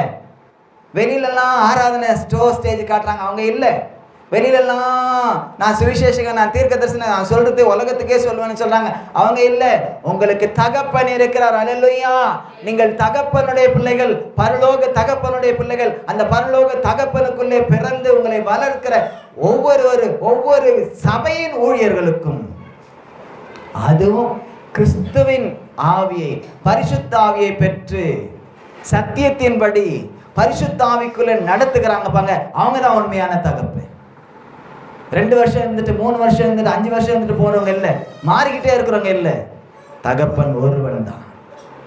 உபாத்தியர்கள் அநேகர் இருப்பார்கள். இங்க சொல்லக்கூடிய சத்தியம் அதுதான். உங்களை நடத்துகிறவர்கள் கடைசி வரையில உங்க ஆத்துமாக்களுக்காக என்ன செய்யறாங்களா? உத்தரவாதம் பண்றதுக்கு என்ன எப்படி இருக்கிறாங்களா? விழித்து இருக்கிறவர்களானபடியால் அவர்கள் துக்கத்தோட அப்படி செய்யாம சந்தோஷத்தோட செய்ய அவங்களுக்கு தான் என்ன செய்யணும்? அவங்க சொல்லக்கூடியதான வார்த்தைகளுக்கு, வசனங்களுக்கு, ஆலோசனைகளுக்கு, உபதேசங்களுக்கு கீழ்ப்படிந்து அடங்குங்கள். கீழ்ப்படிந்து அடங்காம நீங்க இருந்தீங்கன்னா, அவங்க துக்கத்தோட செய்தா அது உங்களுக்கு பரலோகம் போறதுக்கு பிரயோஜனமா இருக்காது. பரலோகம் போக முடியாது. பரலோகம் என்ன செய்ய முடியாது? போக முடியாது அப்படின்னு சொல்றார். ஆகவே நம்ம என்ன செய்யணுமா? வசனம் சொல்லுது, சிலர் சபை கூடி வருதல். அதே எபிரேயர் 10:25 வாசிக்கும் பொழுது, 10:25 வாசிக்கும் பொழுது, சபை கூடி வருதலை சிலர் விட்டு விடுகிறது போல நாமும் விட்டு விடாமல் ஒருவருக்கொருவர் புத்தி சொல்ல கடவோம். நாளானது சமீபித்து வருகிறதை எவ்வளவாய் பார்க்கிறீர்களோ அவ்வளவாய் புத்தி சொல்ல வேண்டும். அல்லேலூயா, அல்லேலூயா. நாம் கடைசி நாட்களிலே இருக்கிறோம். ஆகவே சபைக்குள்ளே இருந்து, ஒரே தகப்பனுடைய கரத்திலே இருந்து, அந்த தகப்பன் உங்களை எவ்விதமாய் ஆவிக்குரிய ஜீவியத்திலே ஆவியானவரோடு கூட தொடர்பு கொண்டு கிறிஸ்துவனுடைய உபதேசத்திலே உங்களை நடத்துகிறார்களோ அதற்கு கீழ்ப்படிந்து நடக்க வேண்டும். சபைக்குள்ள இருந்து ஆயத்தப்பட வேண்டும். சபைக்கு வெளியே இருந்து ஆயத்தப்பட முடியாது. அப்படி ஆயத்தப்பட்டாலும் பரலோகம் போக முடியாது. மணவாட்டி வீட்டுல இருந்து தான் போகணும். தெருவில் இருந்து அனுப்புவாங்க, கூட்டின்னு வருவாங்க, வீட்டுல இருந்து தான் போகணும். சபை என்பதா அது வீடு. மணவாட்டியை பரிசுத்த ஆவியானவர் உருவாக்கக்கூடியதான இடம் அது சபை. அது ஸ்டேஜ் நடத்துற இடத்திலே அல்ல. அது நான் சொல்லக்கூடாது. நீங்களே புரிந்து கொள்ளுங்கள். தகப்பனுடைய உபதேசத்திலே வளர வேண்டும் என்று தான் பவுல் தகப்பனாய் இருந்தவர் சொல்லுகிறார். நான் பெற்றேன், பெற்ற வழி எனக்கு தெரியும், பெற்ற வழி எனக்கு தெரியும். எப்படி பெற்றேன்னு எனக்கு அந்த வழி தெரியுமா? எனக்கு வழி தெரியும்பா. ஆகவே ஜாக்கிரதையா நீங்க என்ன செய்யுங்க? கள்ள உபதேசிகளுக்கும், கள்ள அப்போஸ்தலர்களுக்கும், கள்ள போதவர்களுக்கும். இன்னைக்கு நிறைய பேர் பிஷப் பிஷப் பிஷப், எனக்கு கூட பிஷப் பட்டம் கொடுத்தாங்க, வாங்கி டேபிள்ல உள்ள வச்சிருக்கேன். ஆனா ஒரு பிரயோஜனமும் இல்லை. பட்டம் பெருசு இல்லை. பிஷப்னா இன்னைக்கு நினைக்கிறாங்க அது ஒரு பெரிய பதவின்னு நினைக்கிறாங்க. வேதத்துல பிஷப்க்கு தமிழ் என்ன தெரியுமா? இங்கிலீஷ்ல பிஷப்னு வருது, தமிழ் என்ன தெரியுமா? கண்காணின்னு வருது. அந்த கண்காணியை ஏற்படுத்தினவர் முதல்ல பவுல் தான். சபைகள் அங்கங்க ஆரம்பிச்சு, ஆத்மாக்கள் ஆதாயம் பண்ணி சபைகளை ஆரம்பிச்சு கண்காணிகளை ஏற்படுத்தினார், பிஷப்புகளை ஏற்படுத்தினார். தமிழ்ல கண்காணின்னு வந்து, கண்காணினா என்ன? கண்காணினா என்ன? கண்காணிப்பவர். பார்த்துக்கிட்டே எப்படி இருக்காங்க, ஒழுங்கா நடக்கிறாங்களா, ஒழுங்கா இல்லையா. இன்னைக்கு இருக்கிற பிஷப்புல பெரும்பாலும் அவங்களே ஒழுங்கு இல்லை. கடன் வாங்காதீங்கன்னு சொன்னா அவங்க தான் கடன் வாங்கி கடன்காரர்களா நிக்கிறாங்க. சில பேர் கொள்ளை அடிக்காதுன்னா அவங்க தான் கொள்ளை அடிச்சு கொள்ளைக்காரர்களா நிக்கிறாங்க. நான் யாரையும் நான் தவறா சொல்றதுக்காக சொல்லல. சத்தியம் இல்லாமல் போகுது இல்லையா? இன்னைக்கு அதை பிசாசு தவறாய் பயன்படுத்தினா இல்லையா? அதைத்தான் சொல்ல வரேன். இப்ப பிஷப்ன்றது ஒரு பெரிய பதவி இல்லை, ஒரு பெரிய பதவி இல்லை. கண்காணி, சபையை கண்காணித்து நடத்துகிறவர். எப்படி கண்காணிக்கணும்? மாம்ச கண்ணில் இல்லை, ஆவிக்குரிய கண்ணில். ஒவ்வொருத்தரையும் எக்ஸ்ரே மாதிரி ஒவ்வொருத்தரையும் கவனிச்சு ஜெயந்தி சிஸ்டருக்குள்ள என்ன இருக்கு, வெளியே நல்லா இருக்காங்க சிஸ்டர், உள்ளுக்குள்ள என்ன இருக்கு? அவங்க இருதயத்தில் என்ன சிந்திக்கிறாங்க? பாஸ்டர் நல்லவர்னு சொல்றாங்களா, கெட்டவர்னு நினைக்கிறாங்களா? ஐயோ இந்த பாஸ்டர் இப்படி தான் பேசுவாரு, இந்த பாஸ்டருக்கு வேற வேலையே இல்லை அப்படின்னு நினைக்கிறாங்களா? அப்படிலாம் நினைக்க மாட்டாங்க. ஏன்னா சில பேர் அப்படி நினைக்கிறவங்க இருக்காங்க. நம்ம வளர்ந்த சபையில் ஒரு முறை சிடி, அவங்க முதல் முறையா சிடி போட்டு அதை ரிலீஸ் பண்ணாங்க. அப்போ நான் அங்கே இருக்கேன், இன்னொரு சகோதரி, ஒரு தீர்க்கதரிசி சகோதரி அங்கே இருக்காங்க. அப்போ ரிலீஸ் பண்ணுறதுக்காக ப்ரேயர் பண்ணுறாங்க, அதற்கான காரியங்கள் நடக்குது. அப்போ எனக்கு கர்த்தர் உணர்த்துறார்.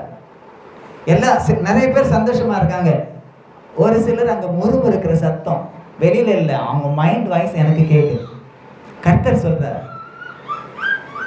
ஆளை காட்டியே சொல்றார், இவங்களுக்கு மட்டும்தான் பாட தெரியுமா, எங்களுக்கெல்லாம் பாட தெரியாதா, எங்களுக்கெல்லாம் வாசிக்க தெரியாதா, எங்களெல்லாம் கூட சேர்த்து பாடினா என்ன அப்படின்ற அந்த மைண்ட் வாய்ஸ் எனக்கு கேட்குது. யாருன்னு பார்த்தா அவர் காக்கா கத்துனா கூட நல்லா இருக்கும், காக்கா கரைந்தாலே நல்லா இருக்கும். ஒரு முறை அவர் டெஸ்டிங்கெல்லாம் கூட போயிட்டு, வாய்ஸ் டெஸ்டிங்கெல்லாம் போயிட்டு இதெல்லாம் பாடவே இப்படிப்பட்ட வாய்ஸ் எல்லாம் ஒத்து வராதுன்ட்டு திருப்பி அனுப்பப்பட்டவங்க. அவங்க அப்படி நினைக்கிறாங்க. ஏன்னா சில பேர் அப்படிதான் நினைக்கிறத காட்டினார், அதை நான் போய் அந்த பாஸ்டர்கிட்ட சொல்ல முடியுமா? கோல் முட்டிட்டு வந்த மாதிரி இருக்காது, மனசுக்குள்ளே வச்சுட்டு கத்தாவே என்ன செய்யலாம்? இல்லைப்பா தெரிஞ்சுக்காது, இதெல்லாம் நிலவரம் இப்படி தான் இருக்கும். அப்போ நாம் என்ன செய்கிறோம் என்பதை கவனிக்க வேண்டும். யாரு? தகப்பன் பிள்ளைகள் மேல கண்ணை வச்சு பிள்ளைகள் என்ன செய்யறாங்க, அவங்க உள்ளத்துல என்ன ஓடிக்கிட்டு இருக்கு, என்ன செய்யறாங்க, என்ன கிரியைகள் இருக்குன்ற தகப்பனை தவிர வேற யாருக்கும் தெரியும்? யாருக்கும் தெரியும்? அந்த ஞானத்தை ஒவ்வொரு கர்த்தருடைய ஊழியர்களுக்கும் அவரை விசுவாசித்து அவருடைய நாமத்தை மகிமைப்படுத்தி அவருடைய ஆவியை பெற்று அவருடைய அபிஷேகத்தை பெற்று அவருடைய அக்னியை பெற்று அவருக்காக விசுவாசத்தோடு ஊழியம் செய்கிற ஒவ்வொருவரையும் கர்த்தர் அபிதமாய் வைத்திருக்கிறார். ஒரு ஸ்தாபனத்தை நம்பி வேற ஒருத்தரை நம்பி அல்லது ஃபாரினை நம்பி இவங்களை நம்பி அப்படி ஊழியம் நடத்துறவங்களை அல்ல, அவரைத்தான் எல்லாவற்றிற்கும் நோக்கி பார்க்க வேண்டும். ஆமென்.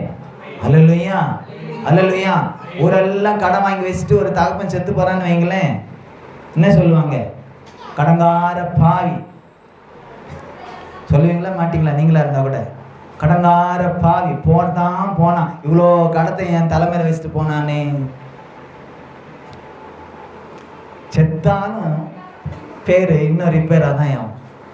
அது அல்ல, அப்படி அல்ல. கர்த்தருடைய பிள்ளைகள், கர்த்தரையால் நடத்தப்படக்கூடிய பிள்ளைகள், கர்த்தருடைய ஸ்தானத்தில் இருந்து அவருடைய ஆவியை பெற்று நடத்தக்கூடிய அந்த தகப்பன்மார் ஸ்தானத்தில் உள்ளவர்கள் யோக்கியமா எப்படி இருக்கணும்னு பவுல் ஒரு வரையறைய கொடுத்திருக்கிறார்.